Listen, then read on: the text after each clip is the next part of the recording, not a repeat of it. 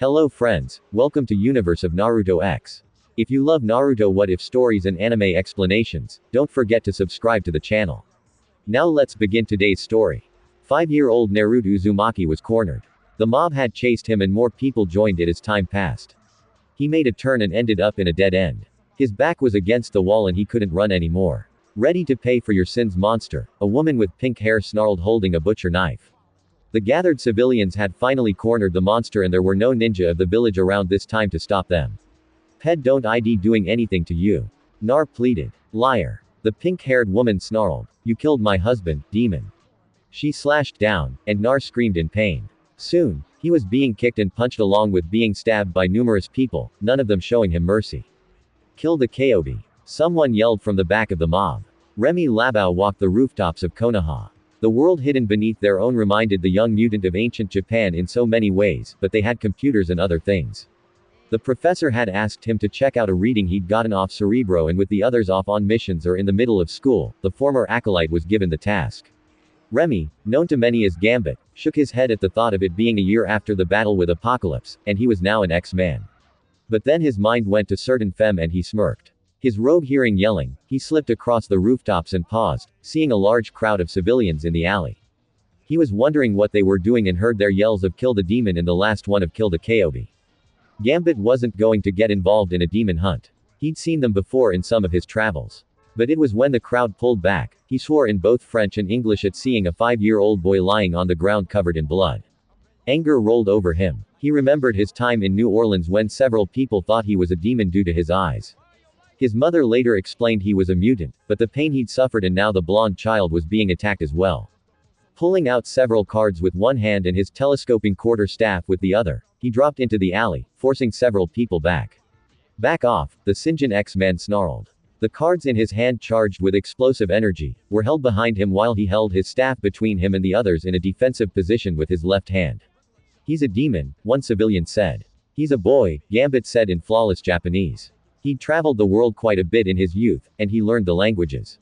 A good thief knew how to blend in after all. But right now, Gambit was not blending in. He was pissed off. The well kill you as well, Gaijin. A civilian said, hoisting up a club. Before they could attack, Gambit launched his cards only at the ground, and they exploded, knocking the people back. The explosion forced them back and it also brought several ninja Chunin and Jonin onto the scene. But the one that really backed the crowd up was the arrival of the Hokage and a squad of Anbu. Anbu arrest the crowd. Serbi the Sandame Hokage said. He turned and saw the stranger kneeling next to Nar and was talking softly to him. Thank you, stranger, for saving Nar. You the leader of this village? Gambit asked, cutting the older man off. I am the third Hokage. I'm taking the boy with me, Gambit said. The meter on his wrist was indicating that Forge's portal was about to pull him back. The boy was the one he'd been looking for if the pocket scanner was right. I'm afraid you can't do that. Serbi said. Gambit stood cradling the boy in his arms. What you're afraid of, man, is not my concern. I tell you what, when do you allow graduates to become ninja in your village? Sarobi thought about it and saw where the man was going. When they are 16, they get a genin exam from the academy. Then I will have him back in time for it. Sarutobi, for some reason, trusted this red-eyed man. He saw the way he'd put himself between Naruto and the crowd and was holding him now. A part of him wanted to deny this man anything and order the Chunin and Jonin to attack and get the boy back. But he knew it could result in the boy being hurt further or his death. It hurt the Hokage that he couldn't trust everyone in the village with the boy's safety, and those he did trust were busy with duties. Can you follow me to my office? I will give you scrolls and things he will need to learn before he can pass the academy. Gambit thought about it. He checked the meter on his wrist and saw he had an hour. Nodding his head, he followed the old man, the boy in his arms unconscious. Sarutobi, as he led the Gaijin towards the tower, sent a Chunin ahead to get his personal doctor and have the man meet them in his office. Once at the tower, Sarutobi waited while the Gaijin put Naruto on the couch and dug out numerous scrolls. He paused, looking at the forbidden scroll, then copied 2 techniques off it. His gut was telling him Naruto would be able to handle them. Now then, stranger, you can call me Gambit. Very well, Gambit-sanin. There is something you will need to know about Naruto. He holds the Konoha in him. Gambit said, cutting him off again. The Hokage had a shocked look. The fools were shouting it as they beat the boy. Remy said, giving the Hokage a look that told the older man what he thought about that. They will be dealt with. I promise you. Gambit waved it off and picked up the scrolls, slipping them into hidden pockets in his trench coat. I would prefer you not tell him. Gambit snorted and let him not know why day out dur try and talk I am. Gambit said, his accent kicking in as was his anger. Non-sides the professor will be helping him learn about his abilities. Gambit offered no more and watched as the doctor worked on the boy. Gambit saw wounds healing and thought of a certain grouchy Canadian back at the institute. I want you to understand. I tried to do the best for Naruto. Gambit looked at the old man. They have a saying. D road Tahal is paved with good intentions. Gambit looked at the boy and saw he was coming around. Ah man, not again. Nar, the Hokage said, stepping into the boy's field of vision. Hey, Oji-san had a slight accident. Nar said and saw the scowl. I know what happened, Nar. The boy sighed and lowered his eyes. He looked up again and saw the man he'd seen before he passed out. Hey, you got funny eyes, the 5-year-old said, and Gambit laughed. Nan, I prefer to think exotic. Gambit said, Naro, listen to me. Gambit here is going to be taking you with him on a journey. The Hokage paused and tried to think on how to explain it to the 5-year-old. A trip? The boy asked. Yes, a training trip away from Konoha. The third said, hell, bring you back in time for the academy graduation exams. Nar thought about it. Do you trust him? Oji-san. Nar asked. Serbi paused. He wanted to say no, but this Gambit had saved Nar and was willing to look after him, and it would be out of the council's control. Yes, the Sandaime Hokage said finally. Nar nodded and then looked at Gambit. Then I trust you, Gambit-san. The Sinjin thief smiled. There was something about the blonde boy that made him think of himself when he was younger. I promise to protect you, Nar, Gambit said solemnly. His red-on-black eyes staring into the blue eyes of the 5-year-old boy who he knew was going to change not only things here in his world, but he just had a feeling that Nar was going to make a big impact at the institute. Just wait till the fem see you. You might forget to walk. Gambit thought of all the females back at the institute who would hug this boy. And then a sliver of envy hit him before he shrugged it off. I have given Gambit here scrolls of things you will need to learn along with some special jutsu I think you'll be able to handle. There are workouts for physical and chakra skills as well. Serbi was telling Nar. The blonde was up and hugged the older man. I'll miss you, Oji-san. You were the only one who cared. Serbi closed his eyes as he hugged the boy back. He cursed the idiots that couldn't see Naruto for what he really was, their savior. It was this reason he was giving him to this Gaijin. He knew deep in his old bones that the boy would be protected and well cared for. There was something about the man that the old Hokage just knew that if any harm befell Naruto under his eyes, there would be hell to pay. Gambit didn't need to be a telepath like the professor and Jean to know what the older man was thinking. He just nodded his head and smiled. I promise I'll come back, Oji-san. And when I do, you better be ready to hand over your hat cuz I will be Hokage. Nar said with his fox-like grin. I look forward to that day, Naruto. Serbi said as he patted the boy on the head. You be good for Gambit. Become strong and remember no matter what. I will be proud of you. I see you as my grandson. The third Hokage grunted as Nar dived in and hugged him again. He smiled down at the blonde. Be well, Naruto. Stay safe. Become strong. And I hope to tell you about your father. Then Serbi thought as he held on to the young boy who he wouldn't see again for 11 years. Gambit and Nar left the village under the cover of night. The brown-haired thief leading Nar away from the only home he'd known. Their pace slow and steady. Gambit shortening his stride to allow Nar to keep pace. Are you ready, Meni? Gambit asked as they were in a clearing in the forest. Gambit-sama, you can call me Remy when we just as are at the institute, Nar, he said. Remy. Nar said the word. We will be teaching English and other languages as well. Nar looked at him. Where are we going? The Xavier Institute for the Gifted. Remy said with a smile. The wristwatch beeped and a portal opened. Welcome to a whole new world, Nar. The blue portal opened. A young man steps out. He's wearing black leather armor under a black trench coat. Long blonde hair is held back by a half mask and headband which sports a silver X symbol that matches the ones on the cuffs of his jacket, collar of the body armor and the buckle. He taps what looks like a wristwatch and the portal snaps shut behind him. Over his shoulder is a simple pack. Thank God for that scroll of sealing the old man sent along. I've sealed all I own into a few scrolls. The blonde smiled, the sun showing faded whisker marks on his cheeks. His blonde hair had red highlights. It was his eyes that had changed. They were slits of blue on black. He looked overhead and saw it was close to noon. Checking his bandolier that held several packs of cards, the seals inside replacing the cards used, the thigh holster that held his adamantium telescoping quarter staff and the canny holster and shuriken holster on his belt. He started off his booted feet not making a sound as he leapt and landed on a tree branch. All those danger room sessions with Logan Shore helped a lot, 16-year-old Naruto thought as he made his way towards Konoha, a village he hadn't seen nor thought about in nearly 10 years. I should have stayed. Magneto's up to something, he thought, leaping from branch to branch, his leaps bypassing every other tree. He stopped as he saw the high walls of Konoha and checked himself over. He pulled his mask up and covered the lower part of his face. The mask was a gift from the New Mutants after their return from Japan. Tabitha swearing it was perfect for the ninja of the team. Naruto's gloves were like Gambit's, his adopted big brothers. They were black and there were seals on the inside that would repair them. Nar smiled, remembering all the time he spent with Logan and Dr. McCoy learning seals with them watching on. All his clothes had repairing seals. He'd put them on all the body armor back at the institute as well after he'd explained it all to the professor. Landing on the ground, he took the path to the gate. He could sense the guards and was disappointed they hadn't noticed him yet. He was nearly right at the gate before they responded. Halt. Chunin appeared and stood blocking his path. State your name and purpose. The one on the left said, Naruaki, returning from training journey. I'm to report to the Hokage upon my return. Nar handed them his passport and the scroll the old man had made out and given to Remy all those years ago.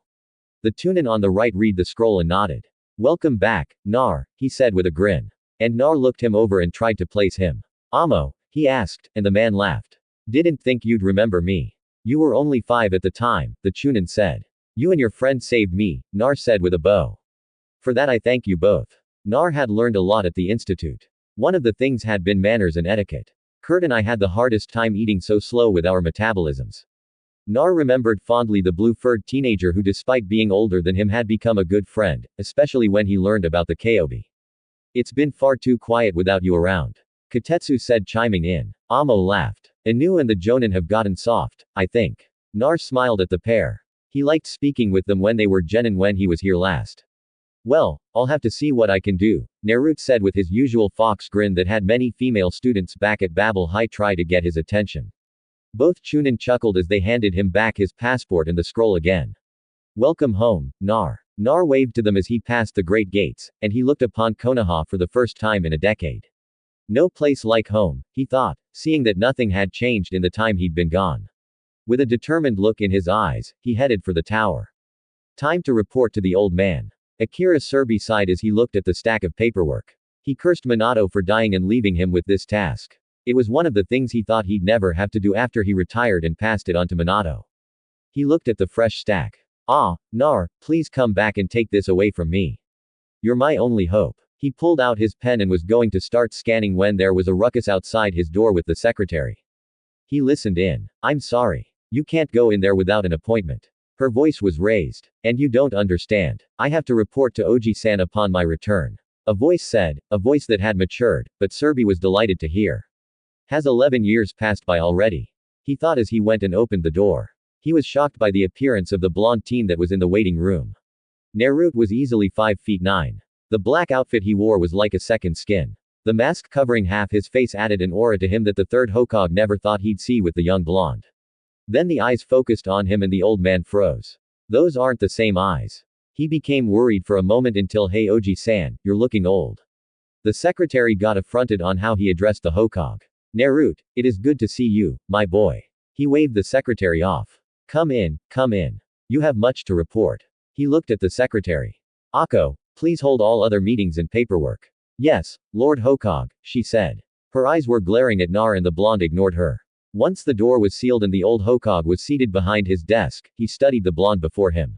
He left a boy malnourished and abused and he's returned confident and secure with himself. Nar reached up and pulled the mask down around his neck. The third noticed the whisker marks were faded. Nar smiled seeing his look. I have a lot to tell you. Oji-san. First, it's good to see you. Nar said, you two are a sight for these old eyes. I am so happy to see you, my boy. I guess I should say that I learned a lot about the world above. I went to school and in the afternoons my training as a ninja and an X-Man would take place.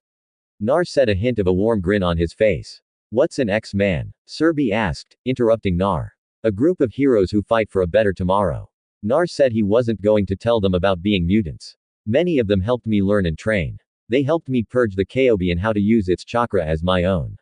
Saratobi started at that. What do you mean purge the Konoha, Nar? He asked. With the help of Professor Xavier and Jean Gay Summers, I was able to keep the Konoha suppressed and speed up the absorption of its chakra till it was no more. The seal faded out about a year ago.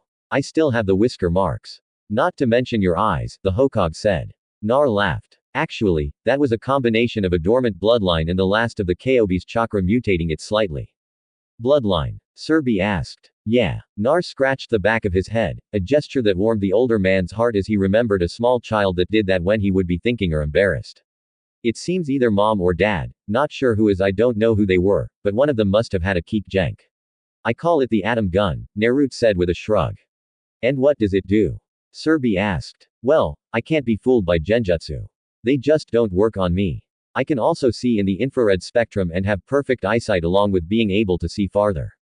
It also allows me to see chakra. Naruto didn't mention that his mind was shielded thanks to the professor, nor did he mention a lot of the training he got or his abilities.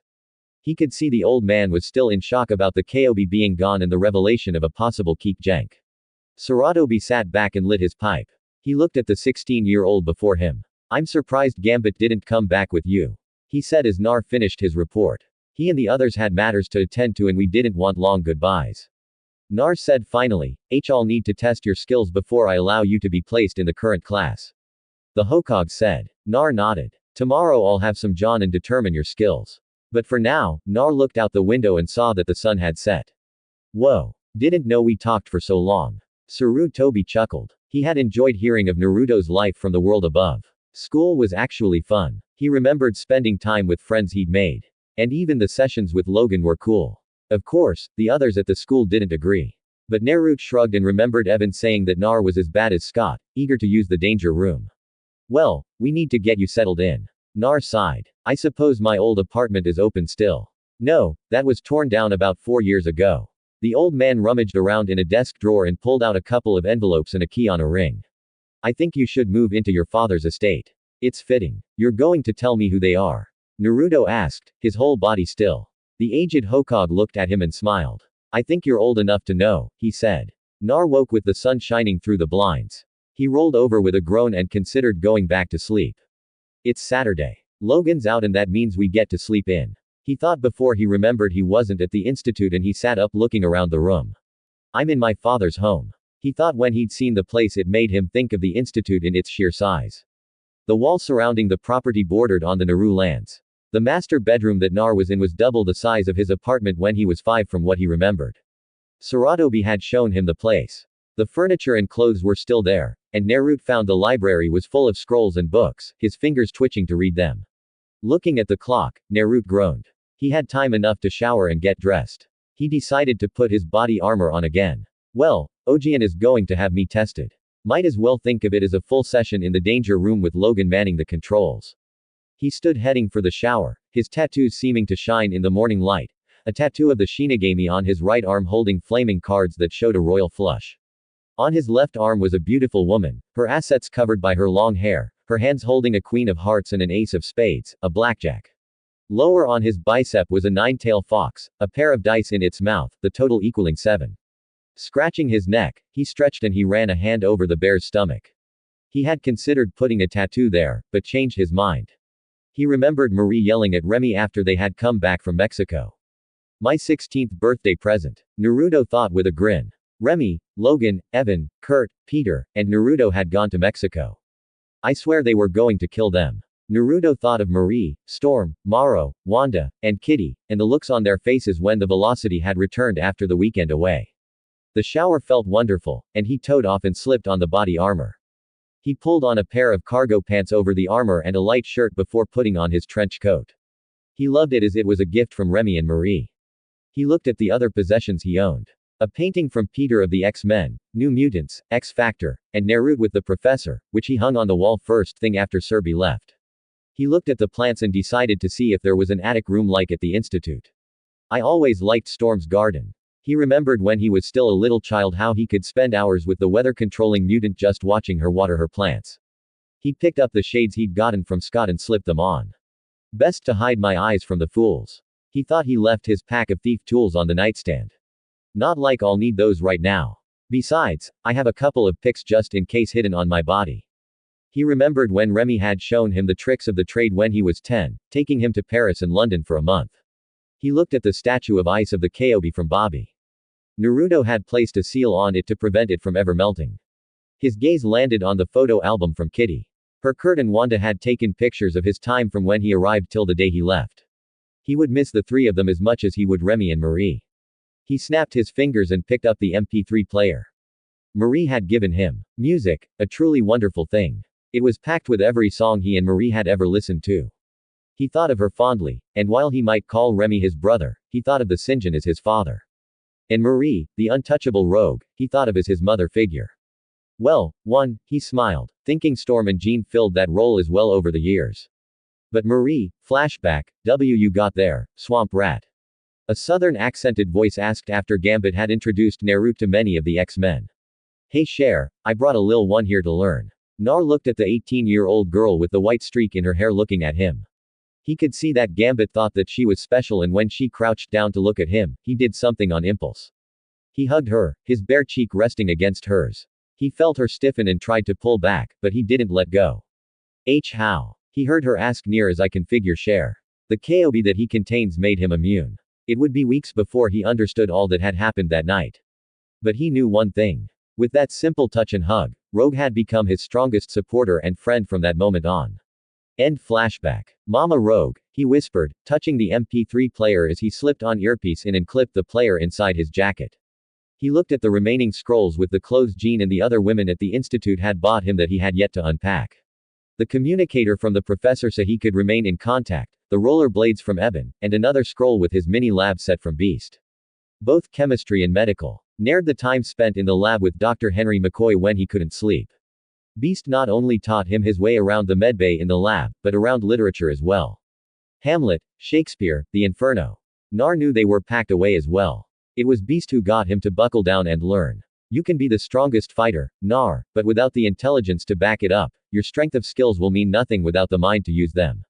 Nar looked at the painting once more. He missed his family. If Remy hadn't promised me coming back, I would have stayed with you all, and I would have been happy. With a sigh, he tore his gaze away. From the picture of a 16-year-old boy between a man with red eyes and a woman with a white streak of hair, both looking upon him with love and devotion as only parents could. He headed for the Hogue Tower, his mind already wondering what the old man would think of his skills. Do you understand? Serbi asked the gathered Jonin. You want us to test the brat? Asuma asked with a shrug. Kind of overkill pop, he said, lighting his cigarette and ignoring the glare from the kunoichi to his right. Weapons, enjutsu, taijutsu, and genjutsu. He looked at each of the gathered. For that reason, I gathered you four here. Uruka here will help me watch while Asuma fights him with his knives. Kakashi will see where Naruto is with his enjutsu skills and taijutsu, and Kurana for his genjutsu. Ururuka, the tunin of the group, looked at the Hokage. He wasn't sure about this, but kept his thoughts to himself. Asuma puffed on the cigarette. Kind of overkill as I said pop. Kakashi alone will be enough. Said Jonin was sitting off to the side reading his copy of Ika Ika and ignoring all that was going on. Sarutobi chuckled. And I say you're underestimating Naruto. He may have been gone all these years, but he has been trained. You haven't said by who, Karini said from her spot. An outsider who rescued him 11 years ago. So his style will most likely be something you haven't seen before. Sarobi didn't tell them the scrolls he'd sent with Gambit for Naruto to learn from. He was actually looking forward to seeing what the boy had learned and to surprise his Jonin as well. A knock at the door and it opened to reveal the mask. Nar red-tinted mirror sunglasses hiding his eyes and the mask hiding the rest of his face. Hey, Oji is in ready whenever you are. Nar said walking in and stopping seeing the gathered nin. Oh, you're in a meeting. Sorry, your secretary wasn't here, so it thought it would be okay just to come in. He said, ready to step back. No, it's fine, Nar, they will be testing your skills to see where you are at. Serbi said, stopping the boy from leaving. Oh, okay. He gave a slight bow to the three Jonin and lone Chunin. Naruto, allow me to introduce to you the Jonin who will most likely be one of the squad leaders. Serbi said, rising and pulling the blonde into the room. Kakashi Hatake, former member of Anbu, he gestured to the silver-haired man who looked up from his book and gave a slight nod. Yo, before going back to reading his book, my son, Asuma, hey Gaki, Pops has missed you over the years. Asuma said with a nod and continued to puff away on his cigarette. And the best genjutsu mistress in Konoha, Karinayui. The woman nodded at him and seeing her eyes caused Naruto to pause and think of Remy once again, except her cornea were white instead of black. And Uruka Yumino, who is the academy instructor, will be helping me judge your skills from the sidelines. Naruto nodded to the scarred Chunin. Pleasure to meet you all. He looked at the Hokage whenever, old man. Or looked like he wanted to yell about how he was addressing the Hokage, but the old man himself laughed. Asuma smiled seeing his father happy once more. He's only like this around Konohamaru. The smoking Jonin thought he regretted leaving his sister and father a decade ago to be a guardian at the Fire Lord's court, but he was back now. While there are issues between us, we are getting better with each day. Asuma thought following his father and the blonde, the others in step with them. Well, go to training ground 7, Suobi said. Asuma watched as the blonde walked next to his dad and felt a twinge of regret and envy at how easily the blonde came back into his father's life. He and the old man are like Pop and I used to be before I left. Naruto, what is that strapped to your thigh? Kurana asked as they walked. My quarterstaff Remy Tucson had it made for me out of adamantium. The blonde said, pulling the short weapon out, and with a flick it extended to its full length. So you know Bojutsu? Surbi asked. Yeah, also knife fighting, 12 styles of taijutsu and everything from the scrolls you sent along. Everything? Surbi asked in surprise. He wanted to question Nar about why he called someone father, but decided to put it off till later. Yep. Logan was very thorough and had me practice everything till I could perform it in my sleep. Nar slipped the staff away again and scratched the back of his neck at the old man's look. Maybe I should tell Ojian about the danger room. Nah, that would give him nightmares. Logan Su Toby asked. He lived at the institute with Remy along with others. He was sort of the head teacher, only answering to the professor. Surbi knew he wanted more information, but thought it best to let Naro tell him in his own way, even if it was frustrating at times. So, the place Gambit took you to was a school? Surbi asked. Yeah, well, more home, but Storm and Logan made sure we all studied and learned. Logan was a taskmaster, but he taught me a lot, and teamwork was very important. Kakashi looked up at that. He studied the blonde again and wondered why someone would care about the demon container. With a shrug, he went back to reading. So, there were a lot of people there, students your own age? Surbi asked. Naruto surprised him by laughing. Oh no, Ojiasan, I was the youngest one there, well until Kurt and Wanda got married and had little Talia. Naruto smiled at the thought of the little blue-furred girl. Most the students were anywhere from the low 30s like Scott and Jean to the youngest when I got there was Jamie who just turned 10. An unusual school, Oruka said, adding his 2 cents. Hi, but it was home as well. You became part of the family and worked and trained together. Nar said, a fond smile on his face. Marie Casson nearly convinced me to stay. Nar said, but Remy Tucson had promised Ojian here that I would return, and all those at the institute are very big on keeping their words. I almost said X-Men. I need to be careful. Nar thought. You keep mentioning Remy. Who is that? It was Gambit who gave me his word. Surbi said hi. Gambit is Remy Tucson's code name. But at home he's Remy. Nar said, sort of like Ambu in a way. When he's out in the field, he's Gambit. Nar explained. Surbi nodded at this. You call him father. Surbi broached the subject as they passed the village streets and were making their way towards the training grounds. Nar gave him a huge fox-like grin. He and Marika-san adopted me. He looked at the old man. They loved me regardless of holding the Kobe for so long. The Jonin were shocked. The blonde knew of the Kobe and Kassan was there when it disappeared. I was in a coma for 6 days. Nar said to the old man, scared the hell out of her and Tucson. Surbi looked at the boy next to him. He put a hand on Naruto's jacket-covered shoulder. I am so sorry you had to go through all of that. Nar, your father, I understand, Ojian. I thank you for telling me about them. But Remy and Marie raised me, loved me, comforted me when the nightmares came. I will be the son of Minato and Kasha, but I am also the son of Remy and Marie. I am blessed that I had 2 sets of parents. Kakashi at the back growled. So the Brad knows Minato-sensei was his father. No matter. I'll kill him and avenge you, sensei. The Kobe mocked you, making the boy look like you. I'll kill the demon and avenge you, sensei. Kakashi muttered low under his breath. Kakashi's mentality was not unnoticed and Kurenai narrowed her eyes as she saw the look of hatred. The masked nin shot the boy's back and heard his muttered threat. She stepped ahead a few more steps and using her body to shield her hand motions, she used sign language with Asuma to warn him of the danger. Asuma, for his part, coughed and blinked before running a hand over his beard and then flicking his cigarette aside, stepped up next to his father. Saratobi glanced to the side without turning his head and saw Asuma using the hand language. Danger Kakashi kill Nar. Surbi sighed. His son had gone too long without practice and was like a stuttering child mangling every other word. What surprised Surbi was Naruto's hands were in motion. Thank you, Asuma-sensei. I'll be careful around him now. Seeing the old man's shocked look, he laughed aloud. Juan's family used sign language all the time. He taught it to me when I was younger. It also helped my hand dexterity. Nar signed and Sarobi was prouder still of Nar. His own hands began to sign. If it looks like he will try and kill you, Naruto, I will step in. Nar smiled. Thanks Ojian. He said Loa. Only the aged Hokage and Asuma right next to them could hear. Training ground number 7. What would you like to start with Naruto? The Hokage asked. The blonde paused and looked the three Jonin Taijutsu and Enjutsu. Kakashi smiled behind his mask. I'll get to kill the demon. First shot is mine. Kakashi thought, and he in his mind believed Kurana and Asuma wanted to do the same thing. Who knew being on Anbu after losing all your precious people would unhinge you? Very well, Serbi said. He looked at Kakashi. Nothing above C rank in Enjutsu Kakashi. He hasn't even taken the Genin exam. Hi, Kakashi thought. Old fool, I'll kill him with my bare hands. Ready, Iruka said, acting as referee. Nar took up a lazy stance. Kakashi thought it was slopping and took up the stance he'd copied from the Uchihas. Go. Kakashi was gone in a blur. Too easy, he thought. His fist only caught air, and he looked and saw Naruto was behind him. A finger flick sent him head over heels onto the ground.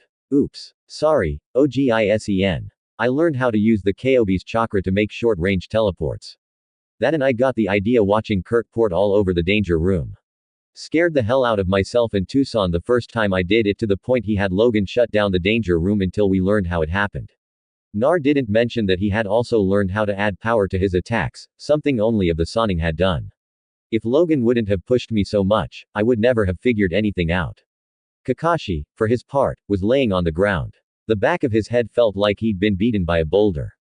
He leapt to his feet with a growl and then calmed himself. Ease up, or the Hokage will end it before I get my chance. Is that what that puff of red and black smoke was? The Hokage asked. Yeah, first time was accident. Scared the crap out of myself, Logan, and Tan. Not to mention the rest of the New Mutants and X-Men at the time. Okay, continue. Nar saw the eye of the Jonin. He kept his stance loose and avoided several attacks. And when he did take a hit, he would spin and counterattack. The blows from Kakashi were coming faster. But Nurad, who had sparred with the Wolverine, was up to the task, and he kicked Kakashi back. Die demon. Kakashi yelled at the end of his patience as he charged up his only original technique, the Chidori. Naruto narrowed his eyes and pulled out several cards. I don't think so. Ombre, have a card. Channeling some of the red chakra into it. They glowed and he threw them at the oncoming Jonin. Kakashi went to swat them aside, his hand hitting the first one and it exploded. Saratobi was watching the spar and saw how Kakashi was getting more and more lethal strikes, but Naruto blocked or avoided them. When he kicked Kakashi back, he tensed as the Jonin yelled, Die demon. And formed his Chidori Asuma. He yelled and was already moving himself. But the spar had taken the pair further away, and they wouldn't get there in time. Serbi cursed getting old, but then he saw Naruto pull out what looked like playing cards, and they seemed to glow with red before he threw them. Kakashi used his free hand to swat them aside, and they exploded, shocking Serbi a moment before he rushed to Naruto's side. Are you okay, my boy? He asked. I'm fine, Oji. As in, you might want to check on Kakashi. I think I overcharged the card. I was kind of mad. Asuma was by Kakashi or what was left of the Jonin. Sweet Cam's panties. Asuma knelt and picked up the charred remains of a playing card. If the Gaki can do this with a playing card, he shuddered to think what else the kid had learned. Anbu were appearing on the scene. It's okay. Training accident. Informed the coroner to come and collect the remains of Kakashi Hatake. I want Ibiki to check out Kakashi's apartment. He seemed overly stressed. The Hokage said, putting a hand on Naruto's shoulder. The Anbu nodded and vanished. Asuma. Yeah, Pop. The smoking Jonin was at the Hogue side. What do you think? Training accident like you said. Kakashi provoked an academy student who in a moment of emotional stress sent out an attack. Kakashi in his usual arrogance didn't think it a threat and swatted it aside. Asuma looked at the remains of the Jonin. I'm sorry, Ojian. Naruto said, I usually can put enough energy into it just to stun, but you were angry and felt a moment of fear. Serbi asked, No fear, just angry. Very, very angry. When he called me demon, I remembered that night Tucson saved me. Nar looked down and the Hokage with his hand on his shoulder gave it a squeeze. We knew he was planning to kill you, Nar. What you did in self-defense. It's not right, Ojian. I learned for years how to disable without killing. The professor was very adamant on killing being the last resort. The older man smiled at the blonde. I might like to meet this professor. The irony of another man with the same title he got when he was younger warming the Hogue's heart. That someone was wise enough to teach Nar about death and the difference on mercy and killing in cold blood. Nar gave him a smile. He's cool, Ojian. Most those at the institute see him as father or grandfather. He's as smart as you. Serbi chuckled and about as old. That got the Hokage to stop laughing, but Asuma laughed outright. Off to the side, Kurana and Iruka were dealing with other Jonin and Chunin that showed up to see what the explosion was. You did nothing wrong here, Nar Sobi said, reassuring the blonde. Now, care to explain that attack you performed? Nar nodded and pulled a card from his bandolier. Well, the Kobe's chakra is like a second chakra source. I mean, my own is nearly limitless with all the exercises Logan had me doing over the years, but the Kalbus is separate. He pushed a bit into the card and once more the Hokage saw a faint red hue envelope the card with the Kobe's chakra. I unlocked several abilities. The short-range porter as a friend calls it vamping due to the sound it makes. Nar said I can also charge objects up to explosive properties. Tucson showed me as he has a similar ability. Nar tossed the card aside and it hit a nearby tree barely leaving a scorch mark. As you can see I can control the intensity. What I hit hockey with wasn't even a fraction of what I can do. Tucson had me push and I was able to explode a whole building as big as the Hokage Tower. Serbi's eyes widened at the thought of a pissed-off Naruto loose on Konoha. I also have a healing factor thanks to the Kobe and the villagers trying to kill me. I heal quicker than ever. Nar demonstrated pulling a black kunai and slicing his hand. Saratobi was about to protest, but he watched the wound slip close and the skin was blemish-free. The furball also gave me freakishly high stamina and enhanced my senses.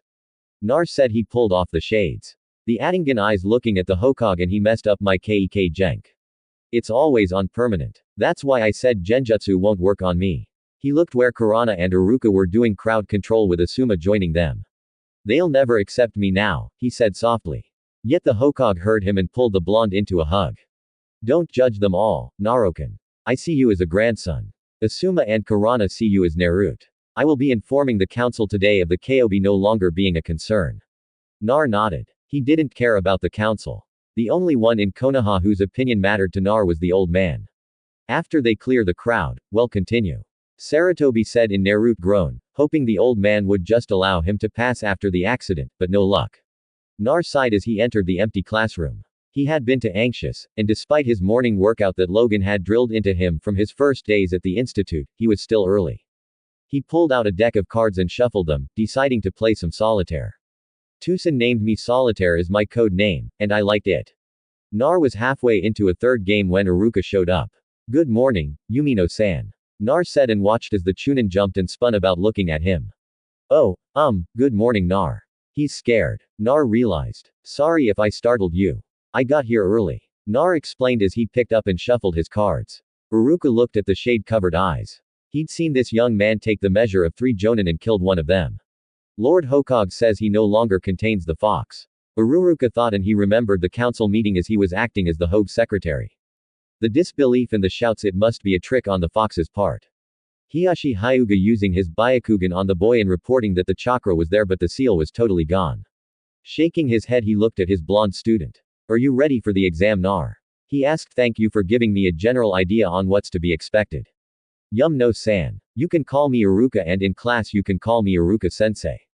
Iruka said he had spent most of Sunday thinking about the blonde. He admitted he like many prejudged the boy and now he was finding his original thoughts were false.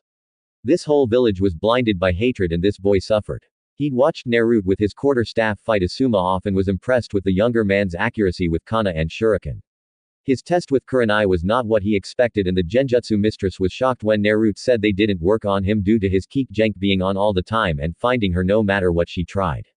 Iruka remembered the blue on black eyes with the slit. He calls it the Atman, but I wonder how many will think it's the influence of the Kobe. Iruka thought then shook his head. He already said the fox mutated it and made it permanent. He studied Nar who had gone back to his game. Those cards don't look like much, but in Naruto's hands, each card can be as explosive as hundreds of tags. He had been there in the afternoon on Saturday as the Hokage talked to Nar about his parents, his birth parents, and then about his adopted parents. Remy and Marie Lo, outsiders see him as a wonderful young man and accepted him as he was. His birth village tried to kill him and despised him for matters outside his control. Since his birth, Iruka had vowed he would get to know Naruto Uzumaki Namikaze Labao. The first bell of the morning sounded and Iruka could hear the student entering the building. Several entered his room and took their seats, none of them noticing the blonde at the back of the room. It was then that he realized that Nar was sitting in someone's seat. And then he realized whose. He groaned. She's going to be loud, he thought, but decided not to say anything and see how events unfolded. Most of the class was here. Sasaki at his seat in the front row by the window. Sakura's seat empty still. He went through the mental checklist and sighed as the warning bell sounded. Ino and Sakura. This is not going to be pretty. Uruka noticed that Shikamaru had noticed the new student in the classroom but hadn't said anything. Probably cause it would be too troublesome. Uruka smiled at how well he knew several students. He saw Shino in his corner in the back row on the opposite side had noticed Naruto as well. Well, they aren't all lacking skills. He saw Ka was too engrossed in talk with Hinata and Akamaru was asleep on his owner's head. Choji is next to Shikamaru, but he's eating his chips. Uruka noted several other students and shook his head. A noise drew his and most the students' attention to the door where Sakura and Ino tried to wedge through at the same time as the final bell sounded. Yes, Sakura yelled as she shoved in. I win. Think again. Forehead. I was here first, but you used your giant forehead to push yourself in. Ino snarked. Girls, Uruka said. What was that, Ino pig? Sakura snarled, spinning about, her eyes holding a hint of danger. You don't understand. Guess your forehead is in the way of your ears. Ino shot back. Ino Sakura. Uruka tried. Yeah, well, at least I don't need trough at meal times. Piggy Sakura shot back. Uruka winced seeing the fire in Ino's eyes now. Oh, this is not going to end well. Or thought. Oh, that is it. Billboard brow. Ino roared. Got to end this now. Uruka thought. But before he could say anything, he heard laughing and looked up to see Naruto clapping as well. Oh, this is priceless. Non. Uruka thought the blonde had gone crazy. All defense need now is a pit of jello and we could make a fortune. Heads turned to see Nar. Uruka had to admit it had diffused Ino and Sakura's anger at one another. But now they're focused on him. Uruka thought as both girls saw him. Who the hell are you? Sakura demanded. And what are you doing in my seat? Ino followed up realizing where the masked boy was sitting. Your seat share. Apologize. I arrived to class early, unaware there was a seating chart. Who the hell are you? Sakura said, stomping towards the back of the room. Her hand reached out to grab Naruto, but found him not there. Well, hello pretty. Sakura turned and saw him standing by Ino and taking her hand and giving her knuckles a soft kiss without taking his mask off. A true beauty hidden amongst the leaves. He said, and Ino found herself blushing. Most of the class was shocked at how fast the masked blonde had moved. Uruka, who had seen him do it before, was still in shock at the speed Naruto seemed to possess. Deciding to use the class's surprised silence to gain control, the Chunin called for everyone to take their seats. Sakura took her seat, her head turning to watch as the masked student led Ino to her seat and after pulling her seat out and getting her to sit down, took the next seat over. Some of the male students were studying him. Sasaki just snorted and went to look out the window once more. Deciding that the new student wasn't worth his attention as he was pandering to useless Kunoichi. All right, settle down, Uruka said and waited a moment before continuing. He saw his assistant Mizuki enter the door and slide it shut silently. Today is the day you all take your genin exams. Naruto sighed at the back of the room to himself. He'd prevent the girls from fighting, but he brought attention to himself. He could feel the blonde next to him eyeing him, and the pink-haired girl kept glancing over her shoulder and glaring at him. Something about her has my danger senses tingling. Nar had a built-in danger sense. He thought it wasn't a power, but the amount of times it saved him from being hit along with the rest of the X-Men and New Mutants. Even in the danger room, he never ignored it after the one time that he had put him in the medbay for a day. Of course, Logan spent the same day being chewed out by Marie, Jean, and Storm. Nar thought he also looked like he had a Runin with the rest of the family. Come to think of it, mentally shaking himself, he tried to pay attention. He always found lectures boring. He did fine on tests and practical applications, but lectures put him to sleep or cause him to zone out. Good thing I still have my true gift as backup. Nar thought as he remembered the paces that the Hokage and the Jonin put him through on Saturday. Keep that well hidden. No need to show them what I can do without chakra. Nar accepted the test that the other instructor passed out, handing one to Ino, who blushed at him, and he gave her a smile through his mask. He felt other eyes on him and noticed that the girl with white eyes was looking over at him and would blush before facing her test once more. He also saw some of the guys looking at him and measuring him. Show them nothing. I'll show some to whomever is on my team, but those that aren't get nothing. Nar thought, seeing some of the other females in the class eyeing him like a side of beef, he sighed mentally. Man, Tucson was right. Maybe I should go without the mask. He's right and girls like the mysterious stranger thing. Looking at the test, he began answering questions. Name the first Hokage. Sigh. This is boring. I read this when I was 5. Naruto thought as he went down the page answering the questions. He noted they got a bit better as they went on. Question 26. Explain how the Yandami killed the Hokage in Sonovabrod. Nar put his pen down and raised his hand. Yes, Naruto asked. Oruka-sensei. I can't answer question 26 as it is wrong in what it is asking.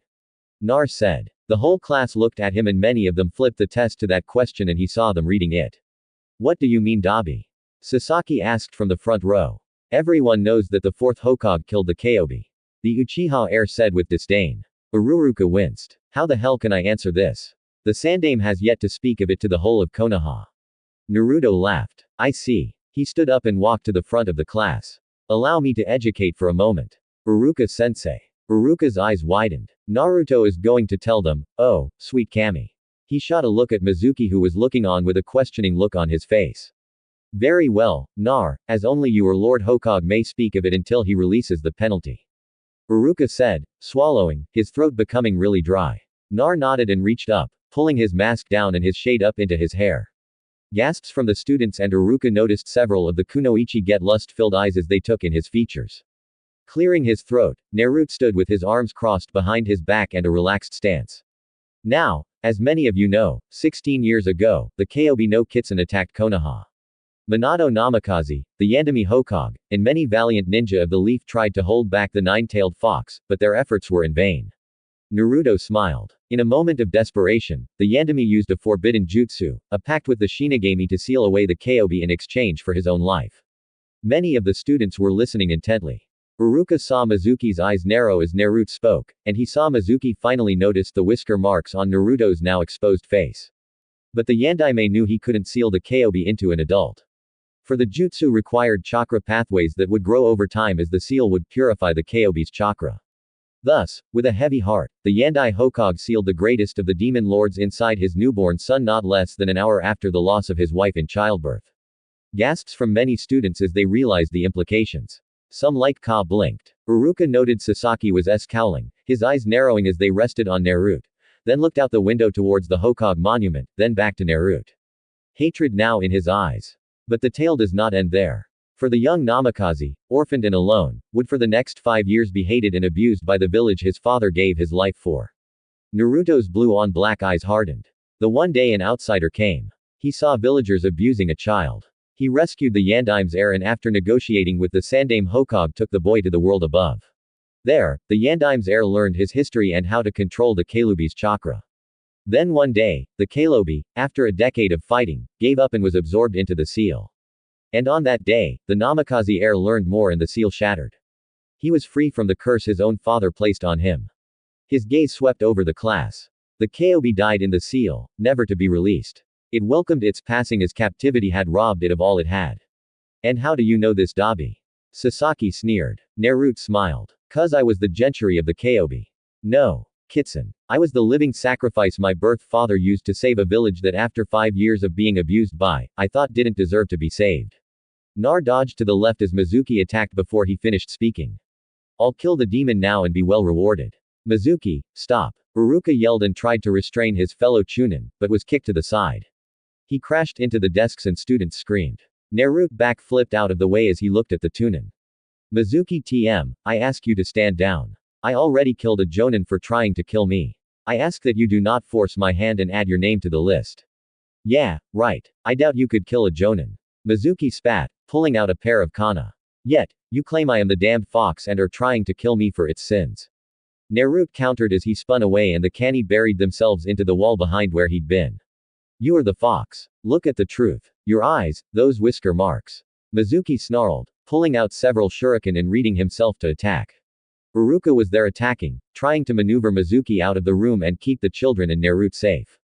Naruto was about to relax his stance when he sensed danger yet again and dodged to the side, his Atong gun turning to see Sasuke Uchiha trying to attack him. Fight me, the Uchiha snarled. Fight me so I can beat him. Nar shook his head and used a simple wax-on wax-off blocking technique he picked up watching movies on Saturday nights at the institute. Hey, the Karate Kid was Hollywood fluff, but it did have some ideas. Naruto thought as he continued to block the Ikea's attack. With a light palm strike, he sent Sasaki staggering back. He looked to see Iruka had managed to force Mizuki into the hall. Where the hell are the other teachers? Don't they hear this ruckus? Nar thought. He turned in time to see Sasaki finishing several hand seals. A fire jutsu indoors. He's insane. Nar thought, and his hands were a blur as he called out his attack the same time Sasaki sent out his own attack. Fire-style dragon flame jutsu. Sasuke roared. No choice. Water release. Gunshot. He spat the wad of water and felt his chest clench as he'd taken no time to convert the moisture in the air for it. The two attacks slammed together and the explosion knocked Sasaki head over heels and he was upside down in the second row. A fangirl squealing in joy as her face was in his crotch. Stupid idiot. Nar roared as he kicked a charred chair out of his path and stalked towards the dazed Uchiha. Using an assault jutsu in the confines of a classroom. Then Nar did something would endear him to the males of the class and resentment of many of the Uchiha fan club. He grabbed Sasaki by his ear, dragged him to his feet, bent him over his knee, and gave Sasuke Uchiha his first ever spanking in his 16 years of life. Sarutobi and the gathered John and laughed as the blonde gave the Uchiha what many of them had wanted to do since he entered the academy. Have a new pick-up Mizuki. He said to his new secretary who nodded. Well, I already know Naruto is going to be Genin. The question is, who wants him on their team? Surbi sighed as several hands went up. Kurenai and Osuma's amongst them. Sir, what of the Uchiha? With Kakashi's death, who will teach him? Ajin asked from the back. Surbi thought about it. We'll see how the others do and decide about the teams later. The Hokage and Jonin went back to watching as Naruto dropped the Uchiha on the ground and stood up. Anyone else want to act like a spoiled brat? Nar asked, his gaze moving around the room. He noted that while many of the girls were glaring at him, that pink-haired one really wants to say something, but she's too cowed right now. He heard laughter and saw the blonde. He'd been seated by laughing and clapping. Ino share. I think I like you. Naruto Uzuzuki Namikaze Labo sighed looking at the gathered genin who were looking at him in shock at what he'd just done to the Uchiha prodigy. An explosion from the hallway forced Naruto to forget the students as he remembered the threat of Mizuki. Uruka Yumino, please be safe, he thought. While he hadn't known the man long, Naruto liked him. He reminded the former gentry of Scott in some way as to how he was serious and perfectionist in his job. Nar reached the hall and saw Mizuki standing over Uruka, a large windmill shuriken in Uruka's back. Drawing several cards, he charged them, tossing them at Mizuki. They were lightly charged, so they mostly just knocked him back when they exploded. Demon Mizuki yelled, where the hell are the other teachers? Nar thought as they fought down the corridor. Nar was trying to keep the damage to a minimum and with a sigh, he avoided the shuriken the silver-haired Chunin tossed at him. What is it with the silver-haired people here in Konoha trying to kill me? Nar wondered as he had enough and with a BMF teleported behind Mizuki, grabbed him and with another teleport took them out of the school. As many of the doors finally opened, they saw Uruka laying on the ground and went to help him. Asuma, Guy, Karana, Enko take a group of Ambu and apprehend Mizuki before Naruto is forced to eliminate him. I want answers. The four Jonin disappeared. Gopher, Zazu, go to the academy. Keep the students there until I arrive. Cat, Sparrow, and Cheetah, I want you to find out from the academy staff why they did nothing until the battle was out of the building. The Hokage sighed. Naruto, be careful, my boy. Something isn't right. The old man thought, lighting his pipe. Die, demon. Mizuki yelled after Nar shoved him away after they reappeared. Mizuki was disoriented first but recovered quickly. Nar avoided the kunai slashes and looked at the Tunin. You are just an ignorant man, Mizuki. I am not the Kobe. I was its container. It's passed on. I am as I have always been. Naruto Uzuki Namikaze Labao. Naruto said, and having enough pulled out his quarter staff and after smacking Mizuki between the eyes with it in short form, he extended it and after a simple spin took up a ready stance with the staff cradled in his right arm and body, his left arm extended and making a bring it on gesture. Bring it Mizuki did. Nar used the quarter staff to block the kunai and attacks. He's more skilled than Chunin. Maybe John and if Hideki and the others were to be judged by a couple days ago, Naruto thought. His long sessions in the danger room with Logan and his father were keeping Nar safe. And what I miss, the wonderful body armor Forge designed works even better. Nar thought of the strange inventor that kept popping up at the mansion to visit Kurt. Why won't you die? Mizuki snarled as he kept slashing. The sound of several shushons alerted the pair. They were no longer alone. Mizuki spared them a glance and smiled thinking he had the upper hand. Quick, the demon took possession of the boy and attacked the class. He wounded Iruka. Naruto back-flipped away and drew several cards holding them between his fingers as he eyes the Jonin. Asuma Karana, he said, bowing his head. Guy and Enko looked at the boy who their friends had talked about Saturday night at the bar as they told them what had happened to Kakashi. Nar, are you okay? Kurenai asked. I'm fine, Iruka's banged up. Not sure what else. I got Mizuki out of there before he did more damage. Naruto reported Mizuki seeing the four John and not attacking the boy snarled. Didn't you hear me? The demon is in control. Give it up, Stain. Enko spoke up, pulling her eyes off the fascinating blue on black eyes. We saw it all in the Hogue's office from the moment the class started through the test and Naruto's speech to his classmates. Asuma continued, most you not fulful, you are Mizuki. Guy said, you're all traitors. Mizuki yelled as he turned to attack, but Kurenai finished her jutsu. Mizuki found himself trapped in a genjutsu, Kurenai's tree bind. Guy moved fast and struck the Chunin before he could try and dispel it and struck him in the neck, knocking him out. Naruto put his staff and cards away with a sigh. Thank you. I didn't want to fight him. Not with Kakashi's death so fresh. The others assured him it was fine. Enko and Guy left with Mizuki while the Jonin pair of Kurenai and Asuma stayed. Are you really okay, Naruto? The pair had come to like the young man during their sparring on Saturday and didn't want him to come to harm. Yeah, I'm good, he said, pulling his shirt up to reveal his armor. Forge made these for everyone at the institute. It absorbs a lot of damage and has been known to stop gunshots. Both Jonin had heard of the strange rifles developed in the north. Thankfully, the inventors of the black powder were very secretive and cut their village off from the rest of the elemental nations. In the world above, guns are used by many. The armor can also take stabbing and slicing blows to an extent. Lowering his shirt, Naruto sighed.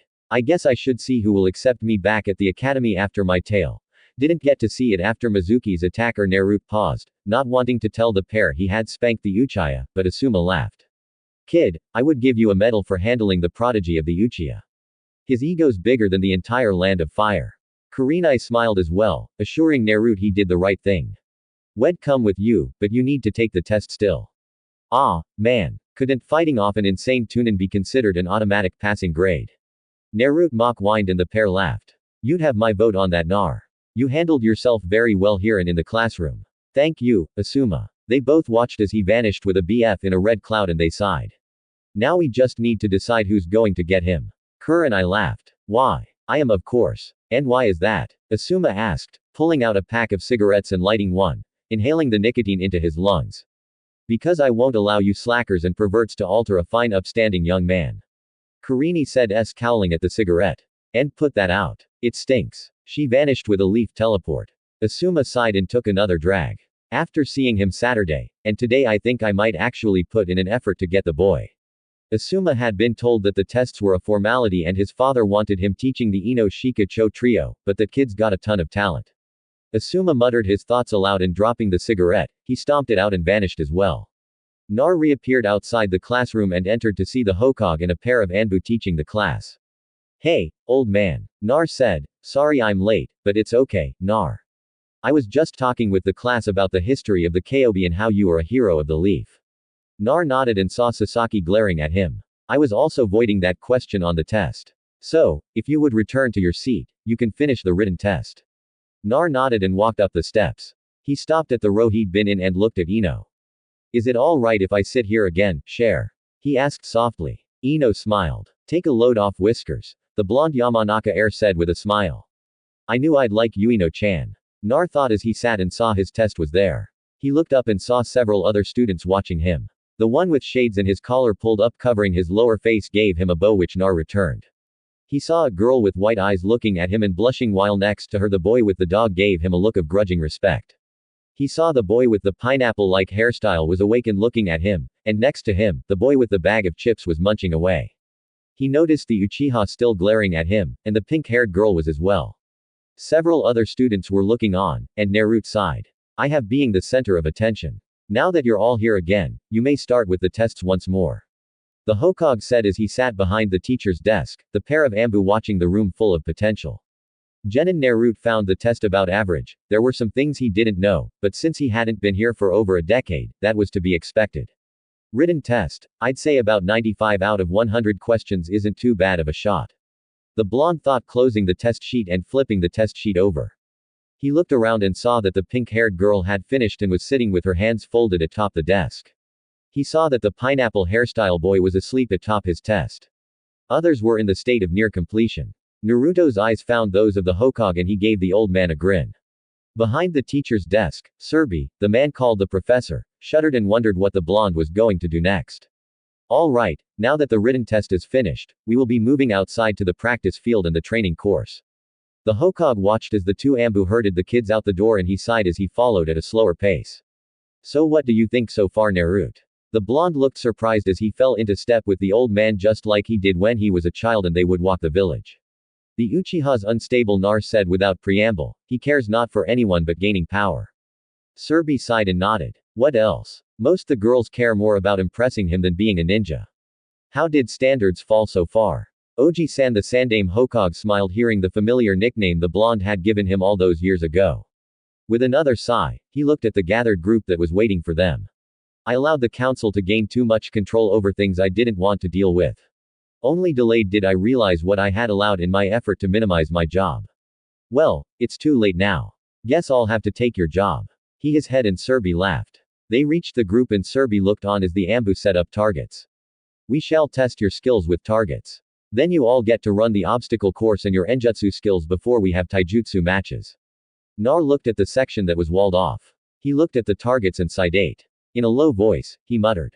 Too damn easy. Oji-san. Target practice went with Sasuke getting the best marks so far, but there were two students after him, and he was sure they couldn't beat him.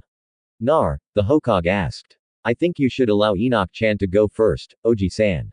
I tend to treat targets rather rough. Nar said, and the Hokage nodded, remembering the tests he'd had Naruto take with the Jonin. Good idea, Ino Yamanaka.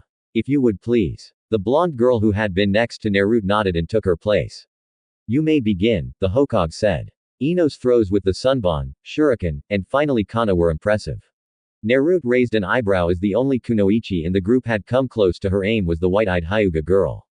She nearly beat the Uchiha's score. Yeah, take that billboard brow, Ino said, turning and pulling her eye down with her index finger and stuck her tongue out at the pink-haired girl. Nar, the Hokage gestured for the blonde to take his shot. Nar stood further back from the line after gathering the 10 Sunban needles, 10 shuriken and 10 kana. He smiled and spun. He was a blur of motion. And when he was done, the Sunban were in the spots that were marked on the human targets for pressure points. The shuriken and kana were right atop of one another in the head, neck, heart, and groin. Very nicely done, Naruto. Wait for it, the blonde said, and the Hokage winced as he turned and finally noticed the slight red glow. Everyone back, he ordered and they did just as the target exploded. Nar stood unmoving, his arms crossed as he looked right at the Uchiha. The message sent, that can be you if you try to mess with me. The obstacle course was fun for Nar. It started off with a step. It then went to a rolling log with weighted balls flying at the student trying to cross. Next was a rope climb, followed by a narrow corridor that you needed to jump up to and try and crawl up, which reminded Naruto of his friend Spider-Man for some reason. Then there was the bungee hang and cross while avoiding rubber candy being thrown at you and trying to avoid while getting across the water hazards below. The students then had to make their way up a warped wall, climb another rope with the disadvantage of a tunin at the bottom, spitting fireballs at you till you got to the top and slammed the buzzer, the Hokage writing the times down. Most of the students got hung up on one obstacle or another. Sasaki made it through, a sneer on his face. Ino also made it, but it took her some time on the spider climb and rope climb due to lack of physical strength. Nar breezed through the course, smashing all previous records in less than 40 seconds. Serbi pulled him aside. How did you do that? Training with Logan. He would set up the training room to be 100 times harder than that. Nar didn't mention that sometimes it was armed with lethal traps either. Well done all of you. I see we shall need to offer chakra courses to future classes. He looked at Naruto who shrugged. Not my fault the old man sent chakra building exercises. We now move on to the Enjutsu portion. If you'll follow the Ambu, Sarobi said and grabbed Nar. Once the others were gone, he looked at the blonde. I want you to keep from using anything higher than D rank or C rank. Nar paused and nodded. I'll use what they've seen. As they walked, Nar asked a question about the Teudas. Serbi almost wished he was in his office doing paperwork. Nar stood next to the Hokage as once again they went down the list. He watched the one with the high collar and shades. Shino Amber used his insects to destroy a wooden target.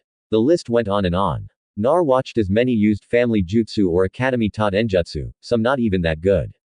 When it got to the Uchiha, he watched as the fool used the same Kaiden attack on the target that he tried to use on him in the classroom. Naruto sighed and performed a Kage Bunchan, giving the Hokage a look, saying that he wasn't going to show more with the Uchi there. Ino performed a standard bunch, and the Hogue smiled. Now we shall move on to the taijutsu portion. Everyone pair up except you Naruto.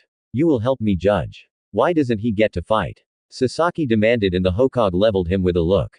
The doi afraid he'll get hurt. The Uchiha mocked, ignoring the look from the third. No Uchiha. Naruto will not be partaking in this exercise as I evaluated him Saturday and he went toe-to-toe with several Junin. If he was to take on any student, he would crush you. Muttering was heard. Oh, come on, idiots. We saw him fight of Mizuki-sensei and spanked Sasaki for crying out loud. Ino said shaking her head. And don't act all tough, Sasaki. You got pawned. The last loyal Uchiha to Konoha scowled as one of his fangirls said this to him, and he snapped. His hands flashed through the seals. Kiton. Ah. Naruto had appeared beside him with a BMF and buried his fist in Sasaki's gut. You stupid spoiled bastard. That is no way to treat a girl, especially when she speaks the truth. The other students were shocked that Sasaki would try and attack a student, especially in front of the Hokage in a pair of Anbu. They noticed the Hokage had motioned for the Anbu to stay back. The old man's eyes were watching Naruto who looked at him. The temp here wants to fight. Fine, with your permission, Lord Hokage, Naruto said with a slight bow as he removed his fist from Sasuke's gut, and the Uchiha slumped to the ground, coughing, his eyes wide in shock. Fast. So fast. I must have this power of his. Serbi puffed on his pipe a moment. As you wish, Nar, but I won't kill the bastard. Hell, I won't even maw the spoiled brat much. He looked at Ino and winked. She smiled as she felt her cheeks heat up. What is wrong with me? She thought as she watched the blonde take up a very relaxed stance on the practice field while waiting for Sasaki to recover. I wanted Sasaki for as long as I can remember. Me and Forehead ended our friendship over him. Yet since I saw him, I want someone who appreciates me. Ino's eyes went back to the strange blonde that with a few accented kind words had caught her attention. And his open flirting was something as well. It's like night and day. Sasaki is cold and doesn't care for anyone. And this Naruto, my heart flutters. Sasaki is going to kick his Sakura said from next to her. As the last loyal Uchiha got to his feet, glaring at Nar. Get real Forehead. Ino said causing the pink-haired girl to look at her in surprise. Nar is leagues above Sasaki in every way. What? Sakura screeched in surprise. What are you talking about, Ino? Sasaki is the best. Is he? Ino asked, sparing her a glance with a raised eyebrow. How you and I dominate the tests and book learning. Yeah, Sasaki is skilled in his family's style, but he can't beat Hinata when they spar, nor Shino. Shika and Choji don't care and don't really try. If he would calm down, I bet he'd beat Sasaki, too. You saw the weapons when I try. Sakura looked at her like she was growing a second head, so he knows a few of his family fire jutsu. Big deal. I know a few of my dads that could stop him cold. Ino continued, but grow up, Sakura. Yeah, he's got that whole brooding orphan thing going, but truthfully, I know I'd be happier in a marriage with someone like Naruto. Someone who sees me as more than just breeding stock. Sasuke does. No, he don't. Sakura Ino said, cutting her off. He has not once shown any interest in any female, and he only spends time trying to get the other males to fight him. The upper students wouldn't and the teachers go easy on everyone. He's going to go out in the real world Forehead and get himself and his teammates killed. Ino turned back to the field. Now shush. I want to watch Naruto put the spoiled brat in his place. Sakura looked at her former friend and rival in shock. Sasaki is the greatest. You'll see Ino and come back chasing him. But it won't matter as Sasaki will be mine. Insert inner Sakura mad laughter. Naruto watched as the Uchiha got to his feet. Man, I didn't hit him that hard. I hit him like I would Jamie and that would get 2 duplicates. It was a tap. I'm going to kick your dobi. Sasaki sneered as he took up his family's interceptor style. Nar yawned. You say something, Sasaki-chan. Off to the side. Serbi sighed. Naruto's going to crush him. And I can hear the fools on the council already. With a sigh motion for the Anbu to start the fight.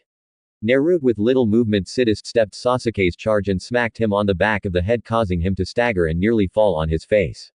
Come on, that was weak. Sasuke's face became red from rage as he spun and tried to kick Nar, but the blonde blocked them with his arms and he stepped forward and kicked Sasaki in the chest, sending him flying backwards. The Uchiha hit the ground and rolled end over end before coming to a stop 30 feet away. Naruto yawned. Come on, you wanted to fight me, so fight me. Sasaki leapt to his feet and pulled a kunai. The Ambu in charge was going to interfere, but Surby stopped him. Let them go, the Hokage said and watched as Naruto Sidist stepped at the last second, grabbed Sasake's wrist and spun him up into the air and then into the ground face first.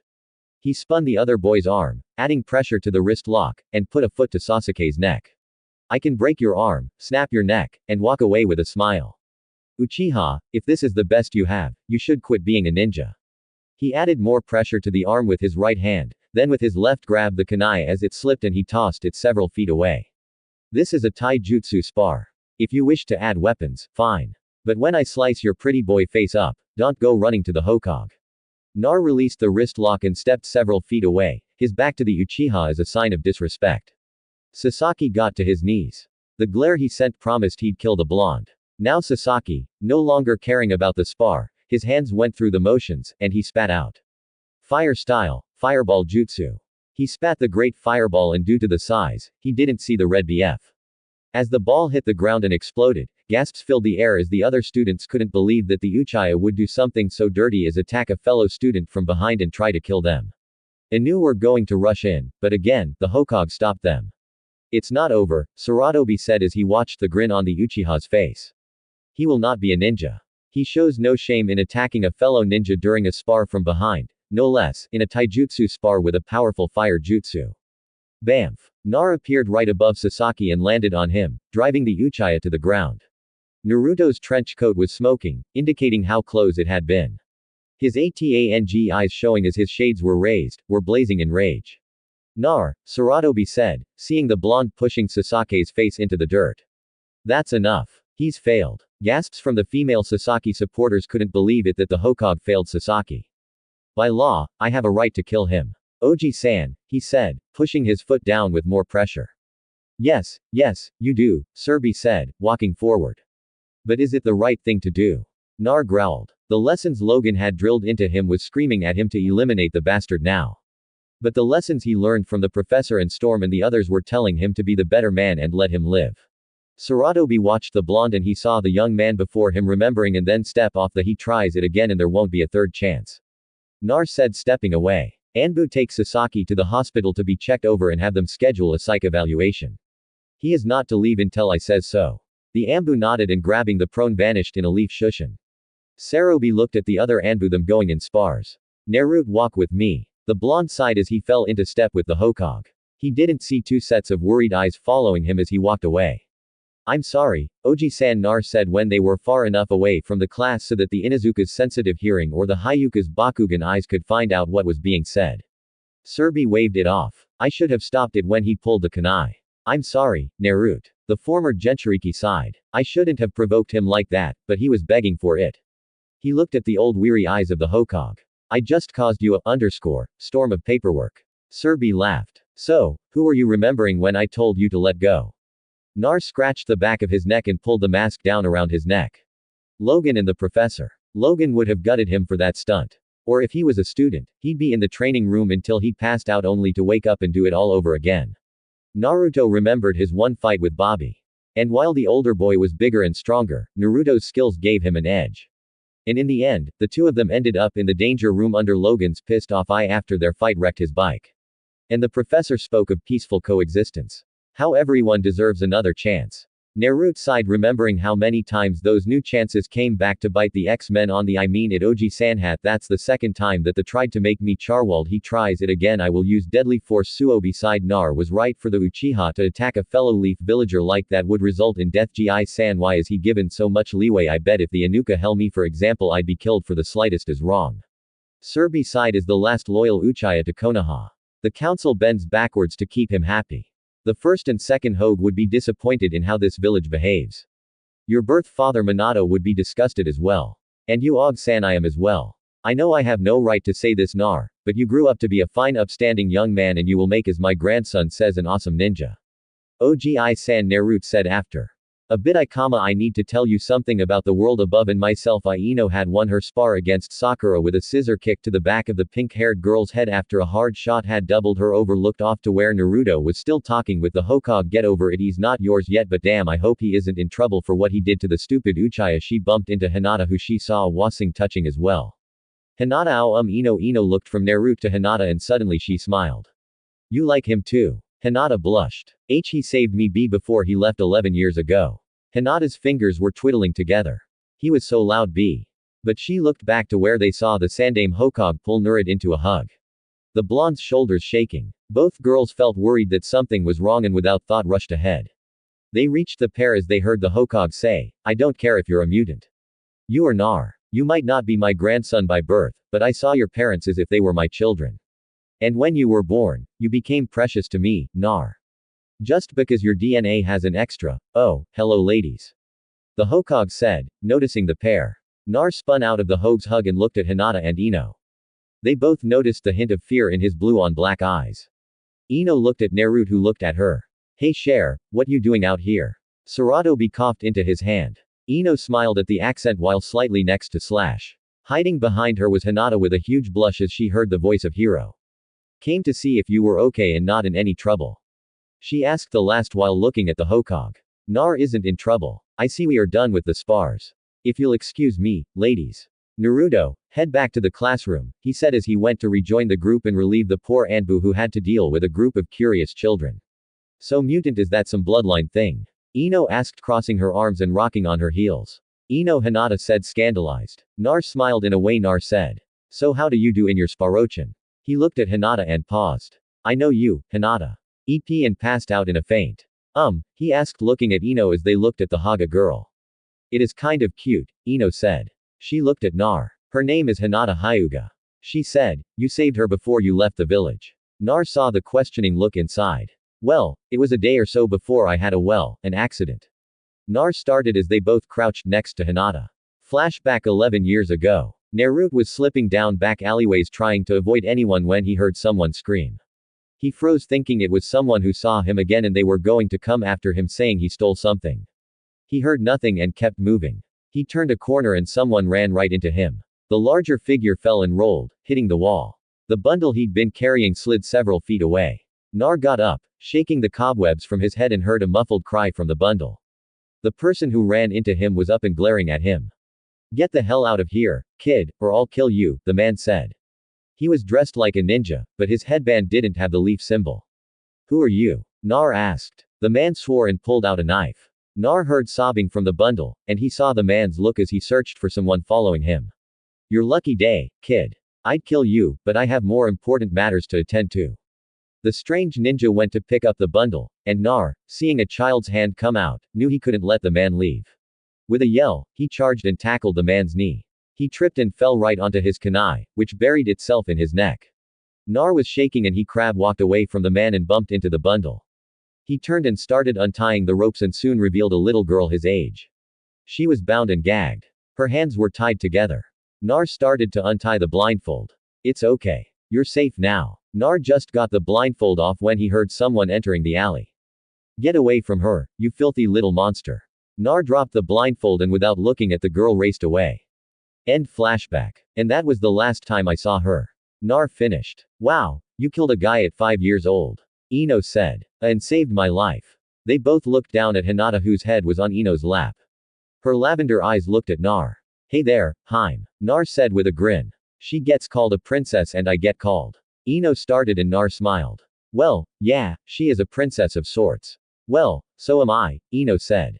Well then, Princess Ino, I humbly beg your forgiveness for being rude and not knowing you were heir to the Yamanaka clan. Ino smiled at him. That's better. He looked down at Hinata, who was blushing. Having spent time with his father, he knew why. Ah, the chances to blackmail. Shaking himself mentally, he raised an eyebrow at her. You okay, Hanaim? She blushed and nodded. Good. We need to get back before Oji-sanu out, thinking I be having me wicked ways with such divine creatures. Both girls blushed. Nar smiled internally and pulled them both to their feet. All aboard the Low Express, he said. And before either could comment, he teleported them with a loud BMF. They appeared in the front of the classroom right next to the Hokage as he was giving last-minute speech. Now, those of you who pass will be informed by tomorrow afternoon and will need to have your ninja ID finalized before class on Friday. You have off until then and will need to report back here for team placements. Surbi looked at Naruto. And I'm putting a bell on you. Me. Naruto looked at the Hokage with wide innocent eyes. His grin was nearly ear. That teleport gives no warning, Surbi said. Nar shrugged and looked at his two passengers who looked a bit off. Sorry ladies, I should have warned you. The first time can be a bit disorienting. Ino fought to keep herself from throwing up. What was that, Bamport? I learned how to use it with my secondary chakra source that used to be the Kaobus. Hinata was clutching his arm, her eyes squeezed tightly shut. Hiname, you can let go. He said softly to her. She shook her head and buried it into his shoulder. He looked up hearing Surbi's chuckle. Not one word, Lord Hokage. Nar said, I have a jutsu I made for you. Surbi raised an eyebrow. You made for me. He looked at the rest of the class who was watching the interaction with rapt attention, clearing his throat. Class dismissed, he said. Not one body moved. He looked at Naruto who was grinning. It was a grin he remembered on the 5-year-old face of a boy who pulled a successful prank. Now Nar, the grin seemed to get even larger. Saratobi knew that if the boy were to perform whatever prank he had in mind, he would never live it down with so many young witnesses. So, he did what anyone in his place would do. A leaf shushan later, and he was safe in his office. Naruto was really trying not to laugh. He felt a poke in his ribs and looked at Hinata who was still holding tightly to his arm. Not like I could have performed it anyway.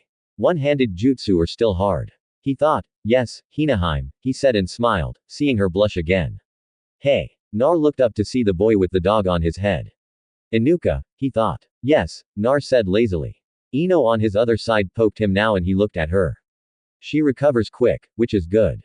Behave or you won't take us to lunch. She hissed. Us. He looked from Ino to Hinata. We need to talk, Ino said after sharing a look with Hinata who peeked away from Naruto's arm. Hey, what? Nar asked, seeing the Inuzuka coming his way. Stay out of it, Ino said looking at the approaching boy. Get away from Hinata, said. Nar sighed before glancing at Hinata. You his girlfriend Hinaheim? He asked, pitching his voice low to her, shaking her head. And no, he a friend. Nar sighed. A friend. Not with that look in his eye. He ain't I'd bet my winnings from that poker tournament with Logan, Ben, Colonel Fury, and Cap.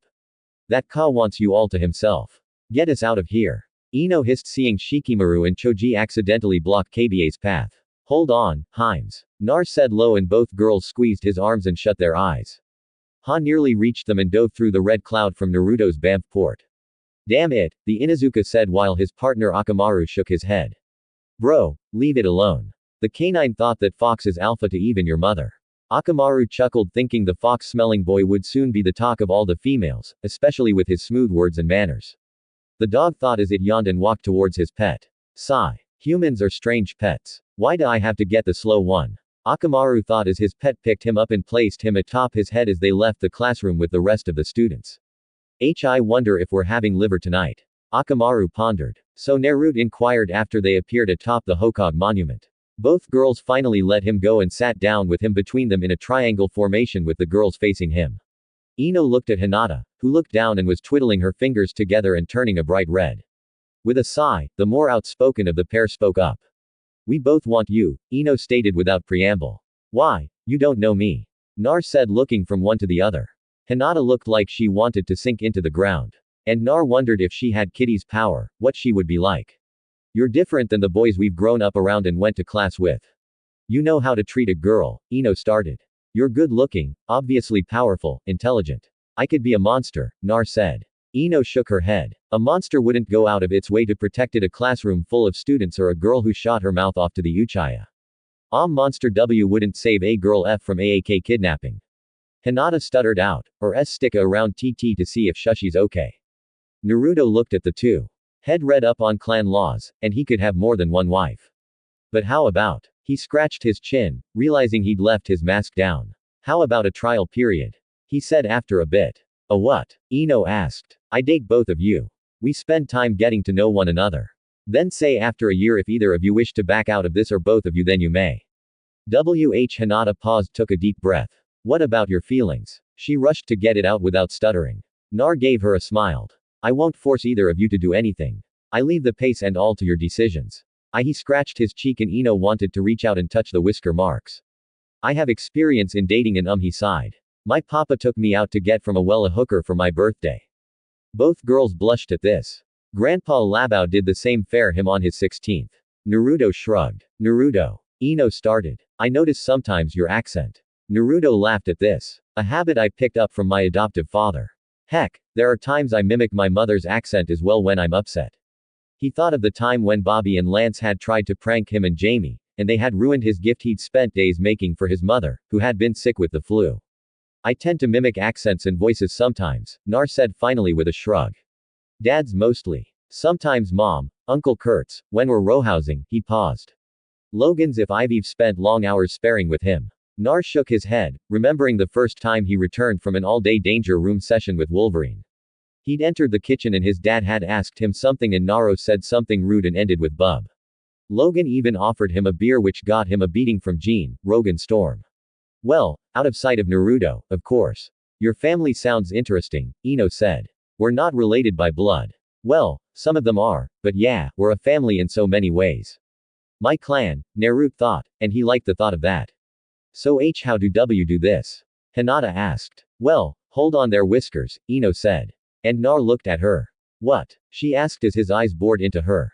That's the second time you've called me that, Cher. Nar said, and Ino blushed. I'm sorry, she said. No, it's okay. Someone back home called me that as well, Nar said.